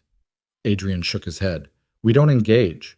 We release a simple statement confirming Lucas is my son, that his mother and I are cooperating to ensure his well-being, and that we're requesting privacy. Anything more just feeds the circus." I don't want Lucas's first appearance in public consciousness to be tabloid speculation about whether he's legitimate. "Neither do I. But we don't control that narrative anymore." Adrien moved back toward Lucas's crib. "The moment word leaked that I had a son, this became inevitable. We just manage the damage now." Evelyn got out of bed, too agitated to pretend sleep. "This is exactly what I was afraid of. Lucas becoming a spectacle, his childhood documented and dissected by strangers. He's the son of a wealthy, prominent businessman. There was never a version of his life that didn't include public interest." Adrien's voice was patient but firm. "You wanted normal. I understand that. But normal was never realistic. We work with reality, not fantasy." They stood on opposite sides of Lucas's crib, their son sleeping peacefully between them, unaware his life was already being negotiated and protected and shaped by forces beyond his understanding. "When I was pregnant, I used to imagine what kind of father you'd be," Evelyn said softly. I convinced myself you'd be controlling and distant, that Lucas would just be another asset you managed. And now?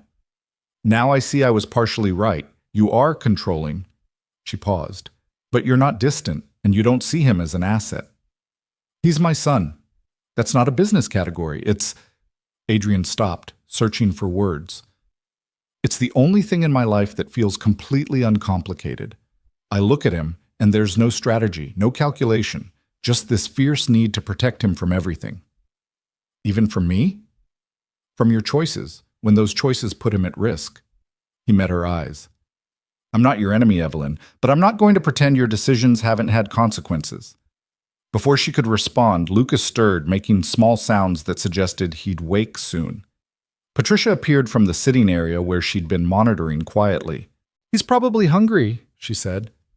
I'll get a bottle ready. They fell into the routine that was becoming familiar.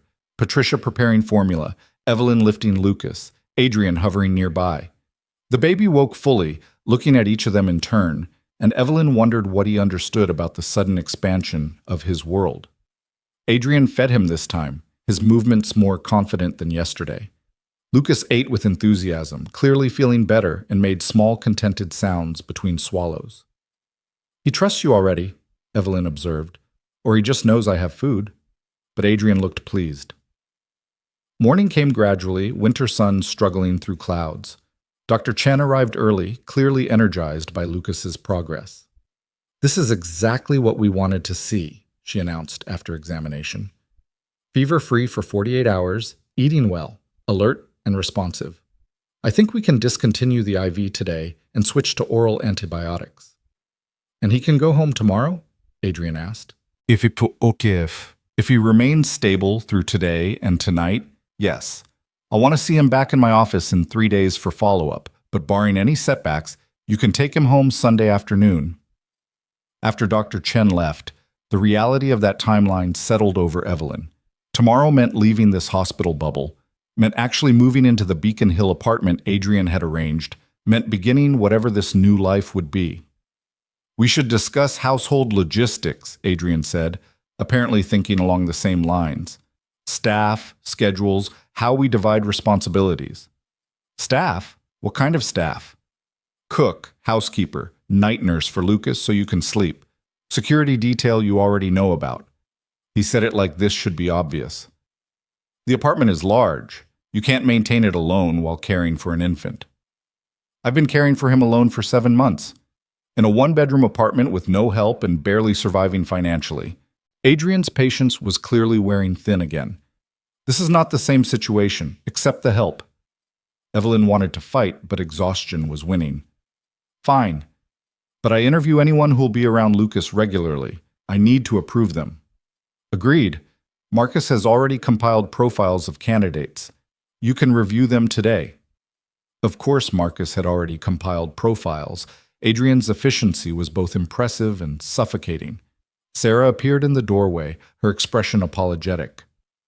Miss Carter, there's a woman in the lobby claiming to be your aunt. Hospital security won't let her up without confirmation. Evelyn's stomach dropped. She only had one aunt, her mother's sister Carol, who she hadn't spoken to in over 2 years. Tell them I'm not available. She's being quite insistent, says it's urgent family business. She wants money, Evelyn said flatly. That's the only time Carol considers anything urgent family business. Adrien looked at Sarah. Have security escort her from the building. If she returns, call the police. After Sarah left, Evelyn sank into a chair. This is going to keep happening, isn't it? People from my old life suddenly reappearing because they think I'm connected to your money. Yes, which is why we control who has access to you.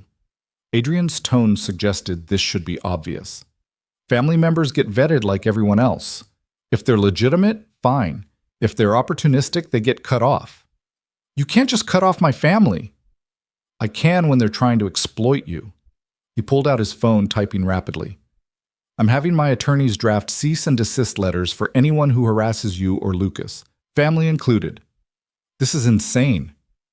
This is necessary. Adrien looked up from his phone. You're not just Evelyn Carter anymore. You're the mother of my child, which makes you a target. Everyone who approaches you needs to be evaluated for ulterior motives. The weight of that reality pressed down on Evelyn. She couldn't even see her own family without security clearance. Her life had been completely absorbed into Adrien's world of protocols and protections. Lucas chose that moment to spit up slightly, baby formula dribbling down his chin. Both Evelyn and Adrien reached for him simultaneously, then stopped, caught in awkward coordination. "You take him," Adrien said. "I'll get a cloth." They cleaned Lucas up together, the domestic gesture feeling surreal against the backdrop of federal investigations and security protocols. This was their life now, moments of ordinary parenting interwoven with extraordinary complications. By afternoon, more news had broken. A business website published speculation about how Adrien's sudden family obligations might affect his corporate holdings. Stock analysts were weighing in on whether personal distractions would impact his business acumen. Everything becoming public consumption. "Turn it off," Adrien said when he caught Evelyn reading coverage on her phone. "None of that matters." "It matters to your business." "My business survived before Lucas. It'll survive after. Stock prices fluctuate. That's their nature." He took her phone, set it aside. "You need to stop reading about yourself. It's not healthy." "How do you handle it? Everyone having opinions about your life?" "I stopped caring what strangers think a long time ago." Adrien's voice was matter-of-fact. "The people whose opinions matter know the truth. Everyone else is just noise." That evening, David Chen arrived, a sharp-dressed man in his 50s with intelligent eyes and a handshake that communicated both confidence and warning. He spent an hour briefing Evelyn on how to handle federal contact, what rights she had, what mistakes to avoid. "If they approach you, you say exactly this: 'I'm represented by counsel and won't be speaking without my attorney present.'" David's tone was professorial. "Don't explain, don't justify, don't try to be helpful. Those instincts will be used against you." "But I don't have anything to hide." "Irrelevant.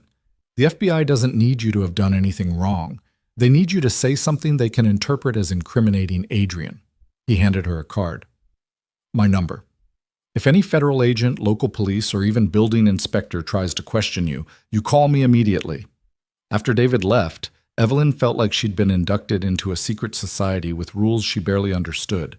Everything about her life now required protocols and procedures, layers of protection against threats she couldn't quite visualize. That night, as Boston settled into weekend quiet, Evelyn and Adrien maintained their vigil over Lucas. The baby was visibly stronger now, more active, reaching for toys and making sounds that suggested personality emerging alongside health. "He's going to be okay," Evelyn said, more to herself than Adrien. "He is, because we got him help in time." Adrien paused, then, "I've been thinking about what you said, about wanting him to have a normal childhood." "And?" "We can't give him normal, but we can give him happy, secure, loved." He looked at Lucas with that fierce protectiveness. "We can make sure he knows he's the most important thing in both our lives, even when the rest of the world is chaos." "How do we do that when we can barely stand each other?" "We learn." Adrien's voice was firm. "We put him first, ahead of our anger and hurt. We figure out how to cooperate even when we disagree. We become the parents he deserves, even if we're not the couple we should have been." The words landed with unexpected weight. Evelyn realized Adrien was proposing something she hadn't quite articulated, a functional co-parenting relationship built on Lucas's needs rather than their compatibility. Can we do that? Put aside everything that went wrong between us? We have to, because the alternative, fighting over him, using him as leverage, poisoning his childhood with our conflicts, that's not acceptable. Adrien's eyes met hers. "I may be a lot of things you don't like, Evelyn, but I'm not going to be a father who puts his own grievances ahead of his son's well-being." "Neither am I." "Then we have common ground. We build from there." Lucas yawned, his small face scrunching adorably, and both his parents smiled despite everything. In that moment, Evelyn glimpsed what their future might look like. Not romance or reconciliation, but partnership. Two people who'd failed at marriage but might succeed at raising a child together. Patricia came in for night vitals, pronounced everything excellent, and reminded them both to get some sleep. Adrien had finally agreed to use the second bed, though Evelyn suspected he'd wake at any small sound from Lucas. As Evelyn lay in darkness, listening to her son's peaceful breathing and Adrien's restless shifting across the room, she thought about the phone call from Agent Walsh, about tabloid speculation and security protocols and the life Lucas would inherit.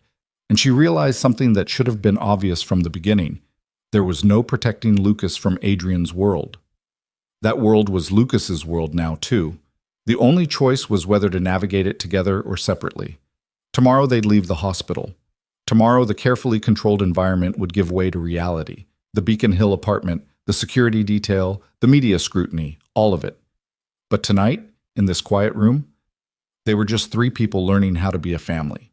Imperfect, complicated, bound together by circumstance and biology, and a 7-month-old baby who'd changed everything. Evelyn closed her eyes, exhaustion finally winning, and let herself believe that maybe, just maybe, they could make this work. Sunday morning arrived with deceptive calm. Lucas woke at 6 a.m., happy and hungry, showing no signs of the crisis that had brought them here 4 days ago.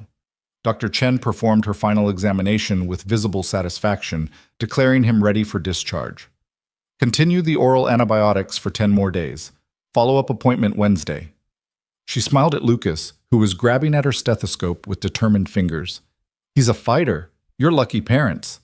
After she left, Adrien coordinated the discharge logistics with military precision. Marcus had already moved Evelyn's belongings from her Jamaica Plain apartment to Beacon Hill. A car service waited downstairs. The new apartment was fully stocked and staffed, ready for their arrival. Evelyn dressed Lucas in the outfit she'd brought to the hospital what felt like a lifetime ago. Impossibly small clothes for a baby who'd already changed both their lives irrevocably. Her hands shook slightly as she fastened the snaps, reality finally catching up with her. "Hey," Adrien's voice was quiet. He'd noticed her trembling. "He's okay. We're taking him home healthy. To a home I've never seen, with security guards and staff I don't know. To a life I didn't choose." The words came out before she could stop them. "To safety. To resources. To everything he needs." Adrien kept his tone even. "I know this isn't what you wanted, but it's what we have." The ride to Beacon Hill was brief, the car gliding through Sunday morning streets with practiced efficiency. Sarah sat in front with the driver, while Evelyn and Adrien flanked Lucas's car seat in back. The baby watched winter light play across the windows, fascinated by the motion and shadows. The apartment building was exactly what Evelyn expected. Elegant brick facade, discreet entrance, the kind of address that whispered old money and careful exclusivity.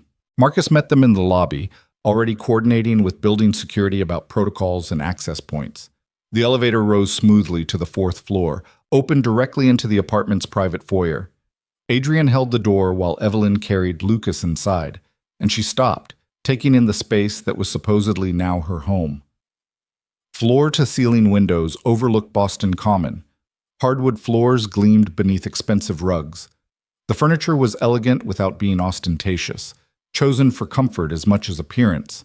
It was beautiful and terrifying in equal measure, a gilded cage decorated with impeccable taste. "Master Suite is this way," Adrien gestured down a hallway. "I had them set up the nursery and the connecting room, but there's space in your bedroom if you prefer to keep Lucas closer, initially." Evelyn followed, Lucas heavy in her arms, and found a bedroom that could have housed her entire Jamaica Plain apartment. King-size bed, sitting area, walk-in closet, already filled with her modest wardrobe, looking lost in the vast space. Through an archway, she glimpsed the nursery, professional setup with crib, changing table, rocking chair, everything top quality and perfectly arranged. "It's too much," she said quietly. "It's adequate." Adrien set down the bag he'd been carrying. "There's a study down the hall if you want private workspace. Kitchen is fully stocked. The cook's name is Maria. She'll prepare whatever you want. Night nurse is Eleanor. She comes on duty at 8 p.m. "Adrien, I don't know how to live like this." "You learn. Same way you learn to live on minimum budget in Jamaica Plain." He moved to the windows, looking out at the city. "This isn't charity, Evelyn. This is Lucas's life. You're welcome to it because you're his mother, but it exists because of what I've built." The distinction was clear. She was here by necessity, not right. A guest in the life Adrien was constructing for their son. Before she could respond, her phone rang. Unknown number again. She showed Adrien the screen. "Don't answer," he said immediately, but something made Evelyn pick up anyway. "Hello? Miss Carter, this is Agent Walsh. We really need to talk. I'm parked outside your new building. Perhaps we could have coffee, just a casual conversation?" Evelyn's blood ran cold. "How did you know where I am? We just arrived. We've been monitoring the situation. Please, just a few minutes of your time. I think you'll find our interests align more than you realize." Adrien was already moving, hand out for the phone. Evelyn gave it to him. "Agent Walsh, this is Adrien Moreau. You're harassing the mother of a 7-month-old infant who was just released from the hospital. I'm documenting this call and forwarding it to my attorneys along with a complaint to your supervisors." His voice was ice. "If you contact Ms. Carter again, if you approach her in public, if you so much as look in her direction, I will make it my personal mission to ensure you spend the rest of your career investigating parking violations in Alaska. Are we clear?" Silence on the other end, then, "Mr. Moreau, we're conducting a legitimate investigation." "Into what? My business dealings?" "Then investigate those. Leave my family out of it." He disconnected, then immediately called David Chen. "The FBI agent is outside our building. I want a restraining order filed within the hour." Evelyn sank into the nursery's rocking chair. Lucas clutched against her chest. The fear she'd been holding at bay crashed over her. Federal agents stalking her. Her location somehow tracked. The full weight of Adrien's complicated life pressing down. "How did they know we'd be here?" she asked when Adrien finished his call. "They've been watching, following the discharge logistics, tracking the car service." He looked grim. "This is more aggressive than typical FBI fishing expedition. Someone's pushing them hard." "Who would do that?" "Competitors who want to see me distracted. Enemies who think family makes me vulnerable." Adrien moved to the window, scanning the street below. "Or someone inside the bureau with a personal grudge. Doesn't matter. We handle it the same way." "By hiding? By turning this apartment into a fortress? By being strategic about exposure until the attention dies down?" He turned back to her. "This is temporary, Evelyn. The media circus, the federal interest, it'll fade when they realize there's no story to tell. We just need to outlast the initial frenzy." Lucas squirmed in Evelyn's arms, making sounds that suggested he was ready to eat. The mundane need grounded her, pulled her back from spiral of fear. "I need to feed him. Kitchen is stocked with formula. Maria can prepare bottles, or you can—" "I'll do it." Evelyn stood, needing something normal to hold on to. "Can you show me where everything is?" The kitchen was professional grade, all gleaming stainless steel and expensive appliances. Maria appeared, a woman in her 50s with kind eyes and efficient movements. She had bottles already prepared, warmed to perfect temperature. "Mr. Moreau explained Lucas's feeding schedule," Maria said. "I'll keep everything ready so you don't have to worry about preparation."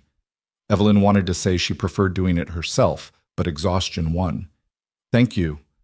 She settled in the living room to feed Lucas, the massive windows offering panoramic city views. Adrien made more calls, coordinating security responses and legal actions. The apartment filled with quiet efficiency, staff moving through their duties, Marcus conferring with Adrien about threat assessments, Sarah stationed near the entrance. This was her life now. This choreographed dance of protection and protocol. Lucas finished eating and dozed against her shoulder. Evelyn stood, intending to put him down for a nap, but found herself wandering the apartment instead.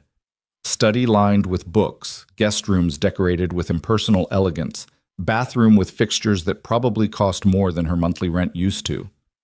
In the nursery, she laid Lucas in his new crib, vastly superior to the second-hand one from Jamaica Plain. He settled immediately, comfortable despite the unfamiliar surroundings. Babies adapted so easily. It was adults who struggled with change. She found Adrien in the study, reviewing documents on a laptop. He looked up when she entered. "He's sleeping?" "Yes."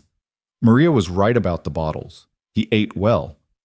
Evelyn moved to the window, unable to stop herself from scanning the street for federal agents.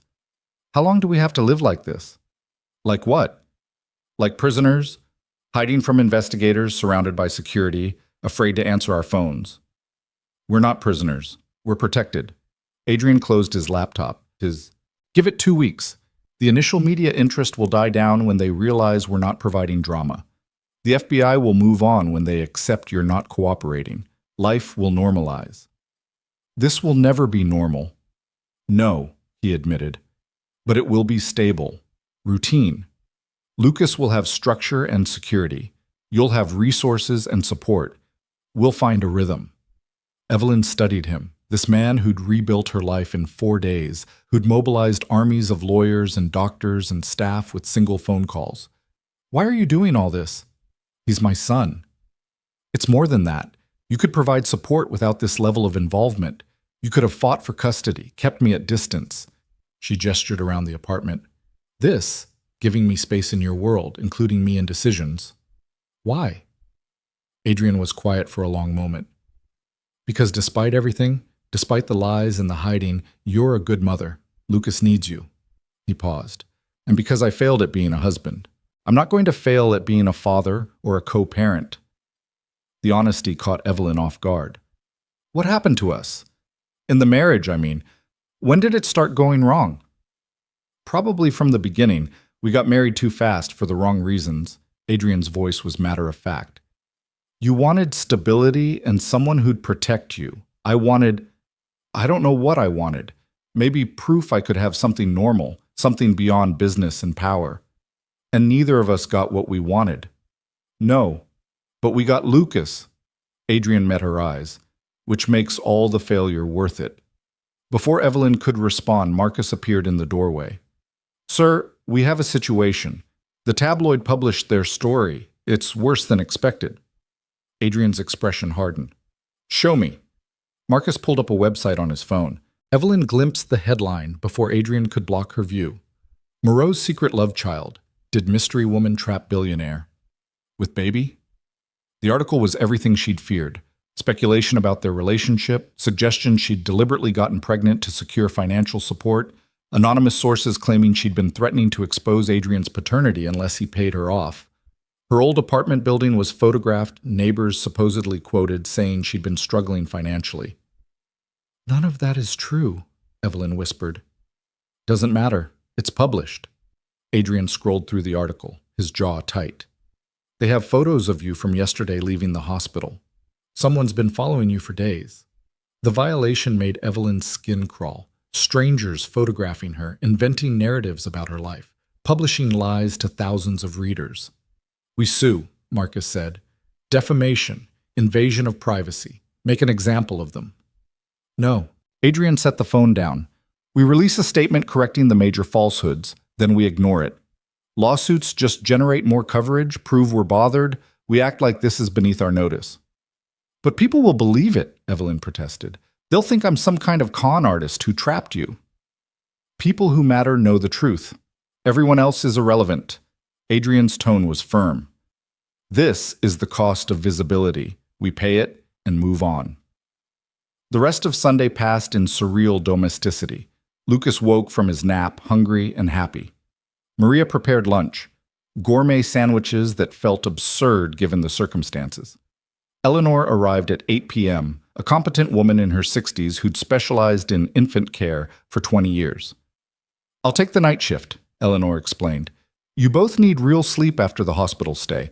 I'll bring Lucas to you for feedings, but otherwise handle overnight care. Evelyn wanted to argue that she was Lucas's mother, she should handle nights, but exhaustion was winning. The thought of uninterrupted sleep felt impossibly luxurious. That night, lying in the massive bed in her new room, Evelyn heard Lucas cry briefly around midnight. She started to rise but heard Eleanor's soothing voice, the sound of a bottle being prepared. Within minutes, silence returned. Someone else was caring for her son. Someone competent and kind, but still, not her. Evelyn stared at the ceiling, feeling control slip further from her grasp. Monday morning brought new complications. David Chen called with news that Agent Walsh had been officially reprimanded for her aggressive approach, but that didn't mean the investigation was over. Just that different agents would be handling it with more subtlety. They'll still be watching, David warned, documenting your movements, looking for patterns they can exploit.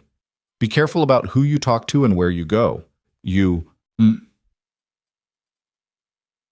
Adrien took the call in the study while Evelyn fed Lucas breakfast, pureed sweet potato that ended up mostly on his face rather than in his mouth. Maria hovered nearby, ready to help, but Evelyn had insisted on doing this herself. Small victory in a war she was steadily losing. "We need to talk." Adrien appeared in the kitchen doorway, his expression serious. "About?" "Long-term arrangements, legal protections for Lucas, custody agreements, financial planning." He gestured toward the study. "David's on video call. We should discuss this together." Evelyn's stomach tightened. This was it. The conversation where Adrien formalized his control, where her role as mother got codified into legal restrictions and schedules. She cleaned Lucas up, settled him in his bouncer with toys, and followed Adrien to the study. David's face filled the laptop screen, professional and sympathetic. "Ms. Carter, good to see you. I understand this is difficult timing, but we need to establish legal framework before situations force our hand." David pulled up documents on his end. "I'm recommending joint legal custody with Adrien as primary residential parent, given security concerns and resource availability." "Primary residential parent?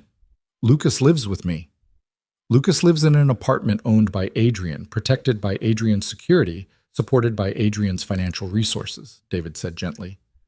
"Legally, we need to acknowledge that reality. But joint legal custody means you have equal say in major decisions: education, medical care, religious upbringing." "I don't want religious upbringing mentioned. We're not religious." Evelyn glanced at Adrien. "Agreed. Remove that clause." Adrien made a note. David continued through the document: visitation schedules if they separated, financial support obligations, education planning. Each clause felt like chains wrapping tighter, formalizing the loss of her independent life. "What if I don't agree to this?" Evelyn asked. "Then we negotiate terms you can accept," David said. "But some version of this is necessary. Courts will want clear custody arrangements, especially given the FBI investigation and media attention." "The courts? Why would courts be involved?" Adrien exchanged glances with David. "Because I'm filing for legal custody recognition. It protects Lucas if anything happens to you, ensures I have parental rights that can't be challenged." "You think I'd challenge your parental rights? I think you hid my son from me for 7 months. I'm not gambling on your cooperation anymore." Adrien's voice was hard. "This makes everything legal and binding. No more ambiguity." The betrayal stung, even though logically Evelyn understood his position. She'd proven herself untrustworthy by hiding Lucas. Why would Adrien rely on her word now? "Fine." The word came out bitter. "What do I need to sign?" "We're not signing anything today," David interjected. "You should have your own attorney review these documents. Make sure your interests are protected. I can recommend several excellent family law specialists." "More attorneys, more legal fees I can't afford." "I'll cover your legal representation," Adrien said. "This needs to be fair, not just favorable to me." "How generous." Evelyn couldn't keep the sarcasm out. "It's practical. A custody agreement where you feel cheated will just generate conflict. I want this settled cleanly." Adrien's tone was matter-of-fact. "Take time, review with counsel, propose changes. We'll negotiate like adults." After the call ended, Evelyn sat in silence, processing how completely her life had been reorganized. Joint custody, legal frameworks, attorneys negotiating her relationship with her own child. "I know you're angry," Adrien said. "Do you? Do you have any idea what this feels like? Watching you systematically take over every aspect of my life?" "I'm not taking over. I'm taking responsibility. There's a difference." He closed the laptop. "You created a situation where Lucas was at risk. I'm fixing that. If that feels like control, maybe that's because you need controlling." The words detonated between them. Evelyn stood abruptly, too furious to sit. "I need controlling? I kept our son alive for 7 months on my own. I made sacrifices you can't imagine to give him a good life." "A good life? You couldn't afford proper medical care. You were one emergency away from disaster, which happened, by the way. Your sacrifices nearly killed him." Adrien stood too, matching her anger. "Stop romanticizing your struggle. It was dangerous and unnecessary. It was freedom. It was building something that was mine, not just an extension of your empire. It was pride. and Lucas paid the price for it. Adrien moved closer, his voice dropping to something colder than shouting. You can hate me for taking control. You can resent every security guard, an attorney, and legal document. But Lucas is safe now, which is more than I can say about your version of motherhood. The accusation landed like a physical blow. Evelyn felt tears burning but refused to let them fall. You're a bastard. I'm a father protecting his son. If that makes me a bastard, I'll live with it. They stood in tense silence, Lucas's happy babbling drifting in from the kitchen, oblivious to his parents' conflict. Finally, Evelyn spoke quietly. I can't stay here. Not like this. Not with you controlling everything and throwing my mistakes in my face. Where exactly would you go? Back to Jamaica Plain? That apartment's already been rented to someone else. Your belongings are here. Adrien's voice was relentless. You have $1,100 in savings and no immediate income. So where exactly would you take my son? The trap was perfect. He'd removed all her options, left her completely dependent. I hate you, she whispered. Right now, I'm okay with that. As long as Lucas is safe, I don't need you to like me. Adrien moved toward the door. But we still have to make this work. Figure out how to co-parent even when we'd rather be anywhere else. For him. He left, and Evelyn sank back into the chair, shaking with rage and helplessness. This was her life now. Trapped in luxury, bound by legal agreements, her every choice subject to Adrien's veto. She'd called him to save Lucas's life. She'd known there would be consequences, but she hadn't imagined this. Losing herself completely in the process. Hours passed in tense quiet. Evelyn focused on Lucas, playing with him, feeding him, changing him. The ordinary tasks of motherhood that felt like the only territory still completely hers. Adrien stayed in another room, making calls and working remotely. They moved through the apartment like hostile roommates, communicating only when necessary. Evening brought unexpected visitors. Marcus appeared with two women, both professional, polished, carrying designer bags. Ms. Carter, this is Rebecca Lynn and Sophia Martinez from Chen Associates. They specialize in family law. Marcus made introductions smoothly. Mr. Moreau arranged for them to review the custody documents and represent your interests. The women smiled warmly, seemingly oblivious to, or perhaps accustomed to, walking into tense family situations. We'd like to go over everything with you, Rebecca said. Make sure you understand your rights and options. This doesn't have to be adversarial. Evelyn wanted to refuse on principle, to reject anything Adrien had arranged. But these women were offering her exactly what she needed, legal expertise independent from Adrien's control. Thank you, she said finally. When can we start? They spent 3 hours in the study going through documents clause by clause. Rebecca and Sophia were thorough, pointing out areas that favored Adrien too heavily, suggesting amendments that would protect Evelyn's parental rights. The primary residential parent designation is concerning, Sophia noted. It gives Adrien final say on living arrangements. We should propose joint residential custody with primary physical location determined by mutual agreement. He'll never accept that, Evelyn said. He might, if we frame it right. The goal is ensuring you both have equal legal standing. Rebecca made notes. We can't change that his resources exceed yours, but we can ensure that doesn't translate to unequal parental status. By the time they finished, Evelyn had a framework she could actually accept. Joint custody with shared decision-making, neither parent having default authority over the other. Financial support structured as Lucas's right, not Adrien's charity. Clear protocols for dispute resolution. This is workable, she told them. Thank you. After they left, she found Adrien in the living room watching Lucas play on a mat with age-appropriate toys. Your attorneys are good, Evelyn said. They're the best. Adrien didn't look away from Lucas. Did they help? Yes, we have proposed amendments to your custody draft. Send them over. I'll review tonight. He paused. I meant what I said about wanting this fair. I don't want to fight you, Evelyn. I just want Lucas protected. By controlling everything. By ensuring stability. There's a difference. Adrien finally looked at her. But I heard you this afternoon about feeling trapped, so I'm willing to negotiate terms that give you more autonomy as long as Lucas's safety isn't compromised. The olive branch was small but significant. Evelyn sat down, maintaining distance but acknowledging the gesture. I need to be able to make decisions about his daily life. What he eats, his schedule, how I parent him. She kept her voice even. You can have all the security protocols and legal protections, but I need to actually be his mother, not just supervised caretaker. Agreed. As long as your decisions don't put him at risk. Who decides what's risky? We do. Together. Adrien's voice was firm, which means we have to communicate, even when we're angry, even when we'd rather not. I don't know if I can do that. Trust your judgment after you've spent days telling me mine is inadequate. And I don't know if I can trust yours after you hid my son for 7 months.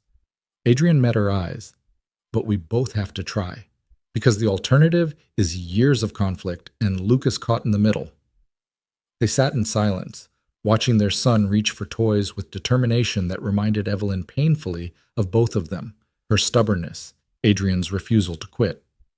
I'm sorry, she said finally, for not telling you about the pregnancy, for making that choice alone. You were right. It wasn't just my decision to make. Adrien's expression shifted, some of the hardness easing. And I'm sorry for making you feel trapped here. That wasn't my intention, even if it was the result. The apologies hung between them. Insufficient, but genuine. First steps toward something that might eventually resemble cooperation. Lucas chose that moment to topple over, losing his balance during an ambitious reach. He looked surprised rather than upset, and both Evelyn and Adrien moved to help him. Their hands met on Lucas's small body, and they froze, caught in unexpected proximity. We can make this work, Adrien said quietly. Not perfectly, but well enough for him. How do you know? Because we both want the same thing. Everything else is negotiable. Over the following weeks, they found their rhythm. Evelyn reviewed and negotiated custody terms with Rebecca and Sophia until she had an agreement she could sign without resentment. Adrien coordinated security, but consulted Evelyn on implementation, making sure she understood protocols rather than just following orders. The FBI investigation continued in background, but Agent Walsh's reprimand had made other agents more cautious. They watched from distance rather than aggressive approach. David Chen fielded their inquiries with practiced deflection. Media interest did indeed fade, as Adrien predicted. When Evelyn and Adrien provided no drama, generated no headlines, the tabloids moved on to fresher scandals. Life settled into routines that felt almost normal. Marcus remained a constant presence. Sarah rotated with other security staff. Maria prepared meals with increasing understanding of Evelyn's preferences. Eleanor handled nights with competent kindness. The apartment became less foreign, more like home, though Evelyn sometimes still woke disoriented, forgetting where she was. Lucas thrived. His follow-up appointments showed complete recovery from the infection.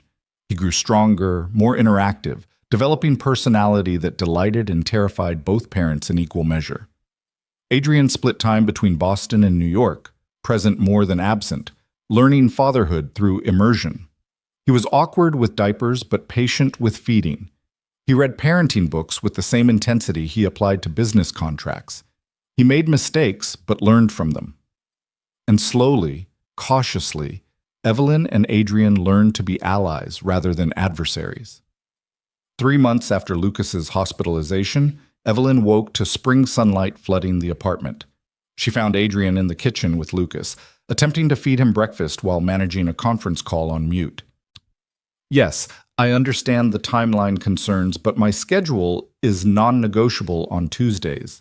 That's Lucas's pediatrician day. Adrien unmuted. Reschedule the meeting. Thanks. He muted again, offered Lucas another spoonful of oatmeal. Evelyn smiled despite herself.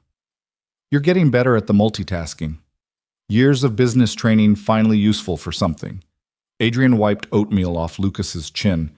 Coffee's fresh, and Maria left pastries. She poured coffee, settled at the counter, and watched father and son navigate breakfast. Lucas was 10 months old now, pulling himself up on furniture, babbling consonants that almost sounded like words. He'd never know the Jamaica Plain apartment, would grow up thinking this life of security and privilege was normal. Sometimes that bothered Evelyn. Most days, she accepted it. I've been thinking, Adrien said, ending his call and giving Lucas his full attention. About expanding the custody agreement. Evelyn's stomach tightened. What kind of expansion? The kind where I'm more involved in Boston full-time, where we stop splitting my time between cities and I relocate primary operations here.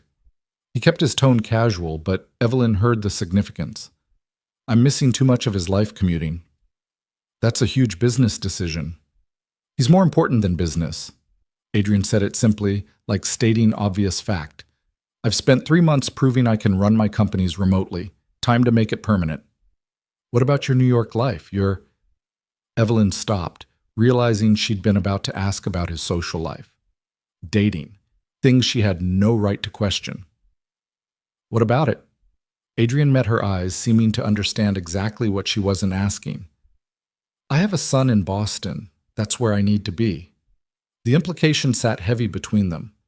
Adrien was reorganizing his entire life around Lucas, making sacrifices she hadn't asked for and couldn't repay. Thank you, she said quietly, for prioritizing him. It's not sacrifice, it's choice. Adrien lifted Lucas from the high chair, the baby immediately grabbing his father's hair with sticky hands.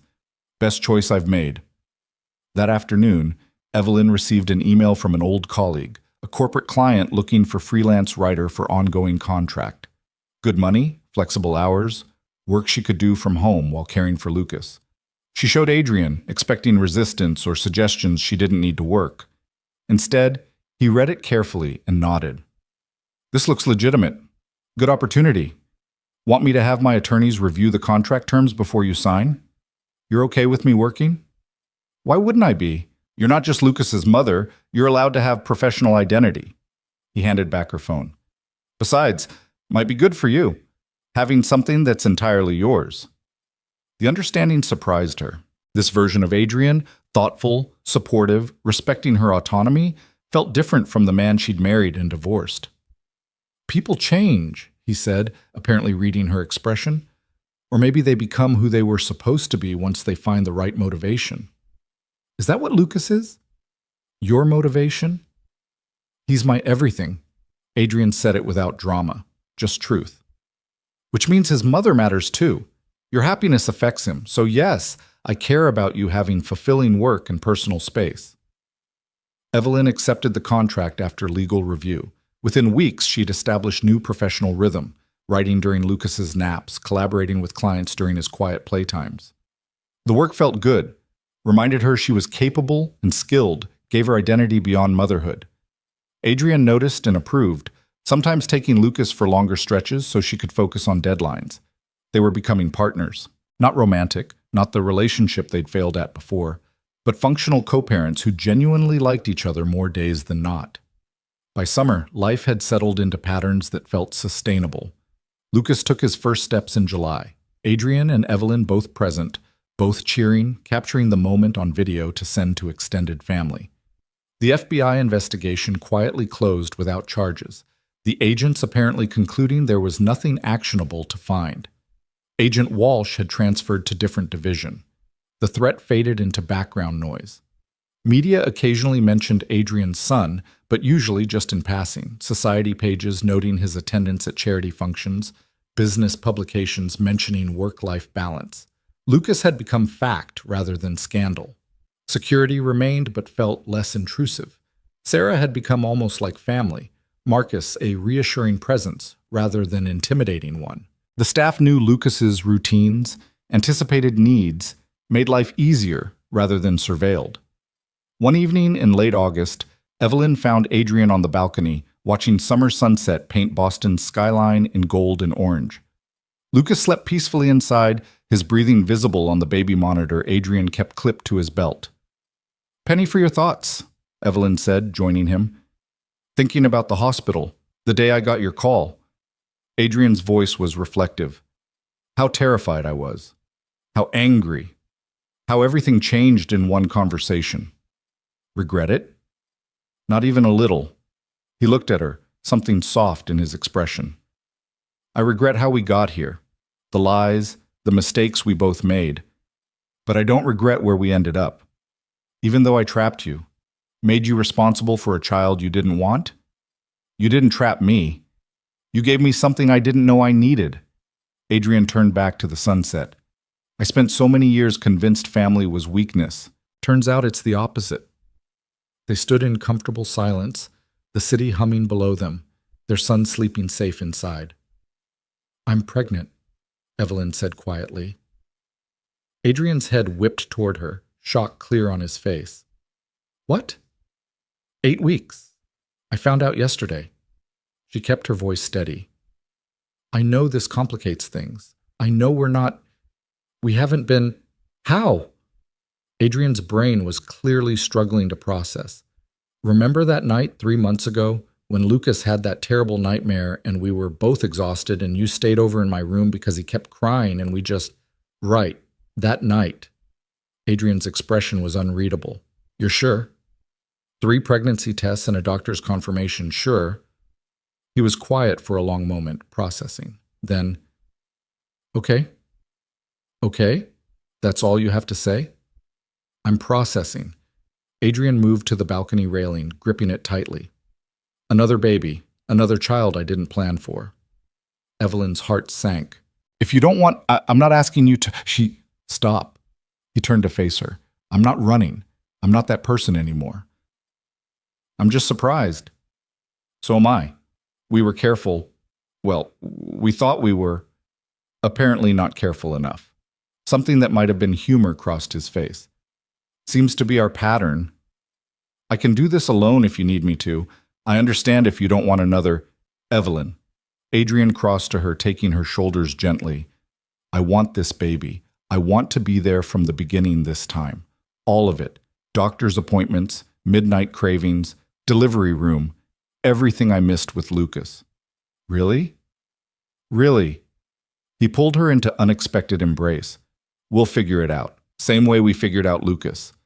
Evelyn let herself lean into him, feeling tension she hadn't realized she was carrying release slightly. We're not together. This is going to be complicated. Everything about us is complicated. This is just one more complication we'll manage. Adrien's voice was steady against her hair. But maybe it's time to stop thinking of ourselves as divorced co-parents and start thinking of ourselves as whatever this is. Family, I guess. Unconventional family, but family nonetheless. Are you suggesting we get back together? I'm suggesting we stop pretending we're not already together in all the ways that matter. He pulled back enough to see her face. We live together, raise a child together, make life decisions together. Adding romance to that equation doesn't seem like a huge leap. We tried marriage once. It failed. We tried marriage when we were different people with different priorities. We're not those people anymore. Adrien's eyes held hers. I'm not asking you to marry me again. I'm asking if you're willing to see where this goes when we're both actually invested in making it work. Evelyn thought about the past months, the slow building of trust, the partnership they'd developed, the moments when Adrien's presence felt necessary rather than intrusive. She thought about carrying his child, about Lucas having a sibling, about the family they were accidentally creating. I'm willing to try, she said finally. Good, because I'm all in. Adrien smiled, the expression genuine and warm. Let's do this right this time. 18 months later, Evelyn woke to chaos. Lucas was 2.5, his sister Emma was 4 months old, and the apartment was alive with the beautiful disaster of family life. Adrien appeared in the bedroom doorway, Lucas riding on his shoulders, Emma tucked in his other arm. Lucas wants pancakes. Emma wants to eat Lucas's hair. I need coffee. He grinned at Evelyn. Welcome to Sunday morning. She laughed, accepting Emma, while Adrien dealt with Lucas's breakfast demands. They moved through morning routines with practiced coordination, feeding babies, managing toddler negotiations, stealing kisses when the children weren't demanding attention. The apartment had evolved. Lucas's nursery had become his bedroom, Emma inhabited the former guest room, and somehow they'd all learned to coexist in space that felt simultaneously too large and too small. Adrien had relocated his business operations permanently to Boston. Evelyn's freelance career had expanded into a small consulting firm she ran from home.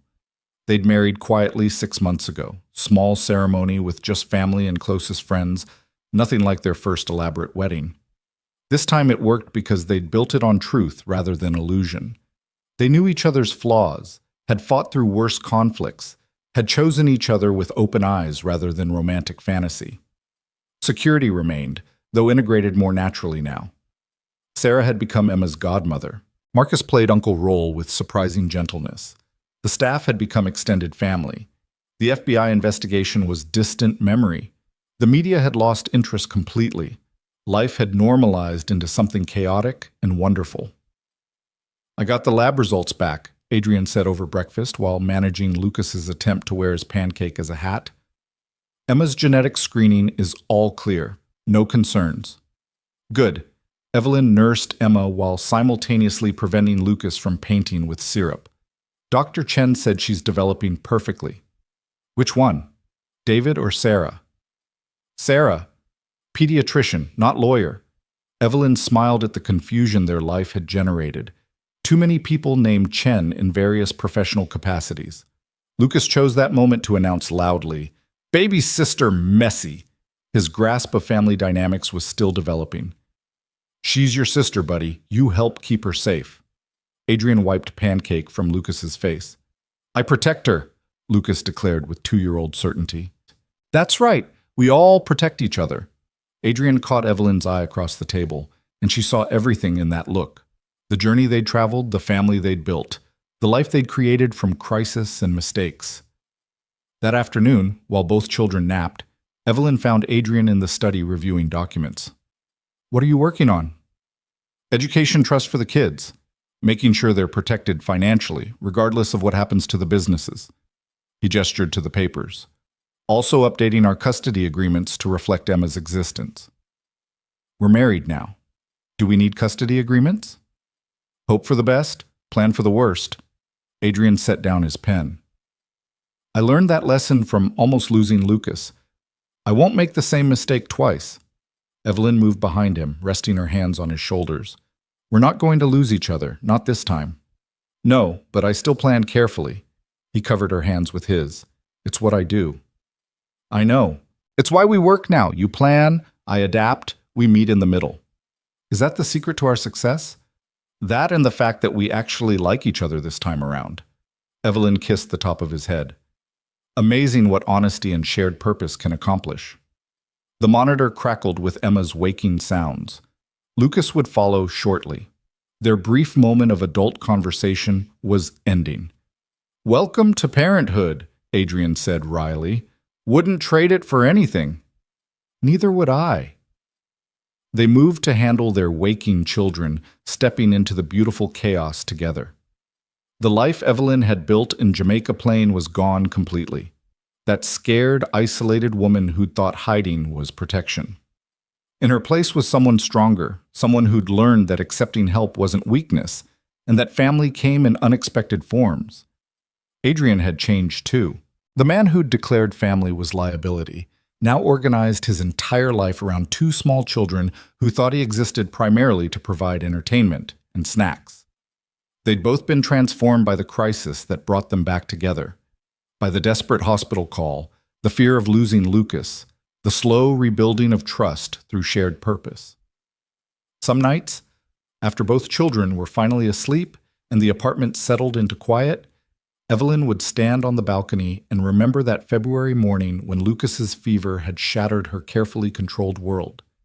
She'd been so afraid of Adrien's power, his control, the ways he'd reorganize her life. All of that had happened exactly as she'd feared, but she'd also gained a partner, a family, a life rich with love and chaos, and the kind of security that came from knowing someone would fight the entire world to protect the people they loved. It wasn't the life she'd planned. It wasn't the story she'd imagined writing, but watching Adrien read bedtime stories to Lucas while Emma dozed in her arms, Evelyn knew it was better than anything she could have created alone. They'd built this family from secrets and lies, from crisis and desperation, from 2 people who'd failed at love once and decided to try again with harder-won wisdom. And somehow, improbably, it worked. Lucas had been the catalyst, the child who'd forced them back together. Emma was the proof they'd learned their lessons. And whatever came next, more children, new challenges, the endless negotiations of life together, they'd face it as they'd learned to face everything, together.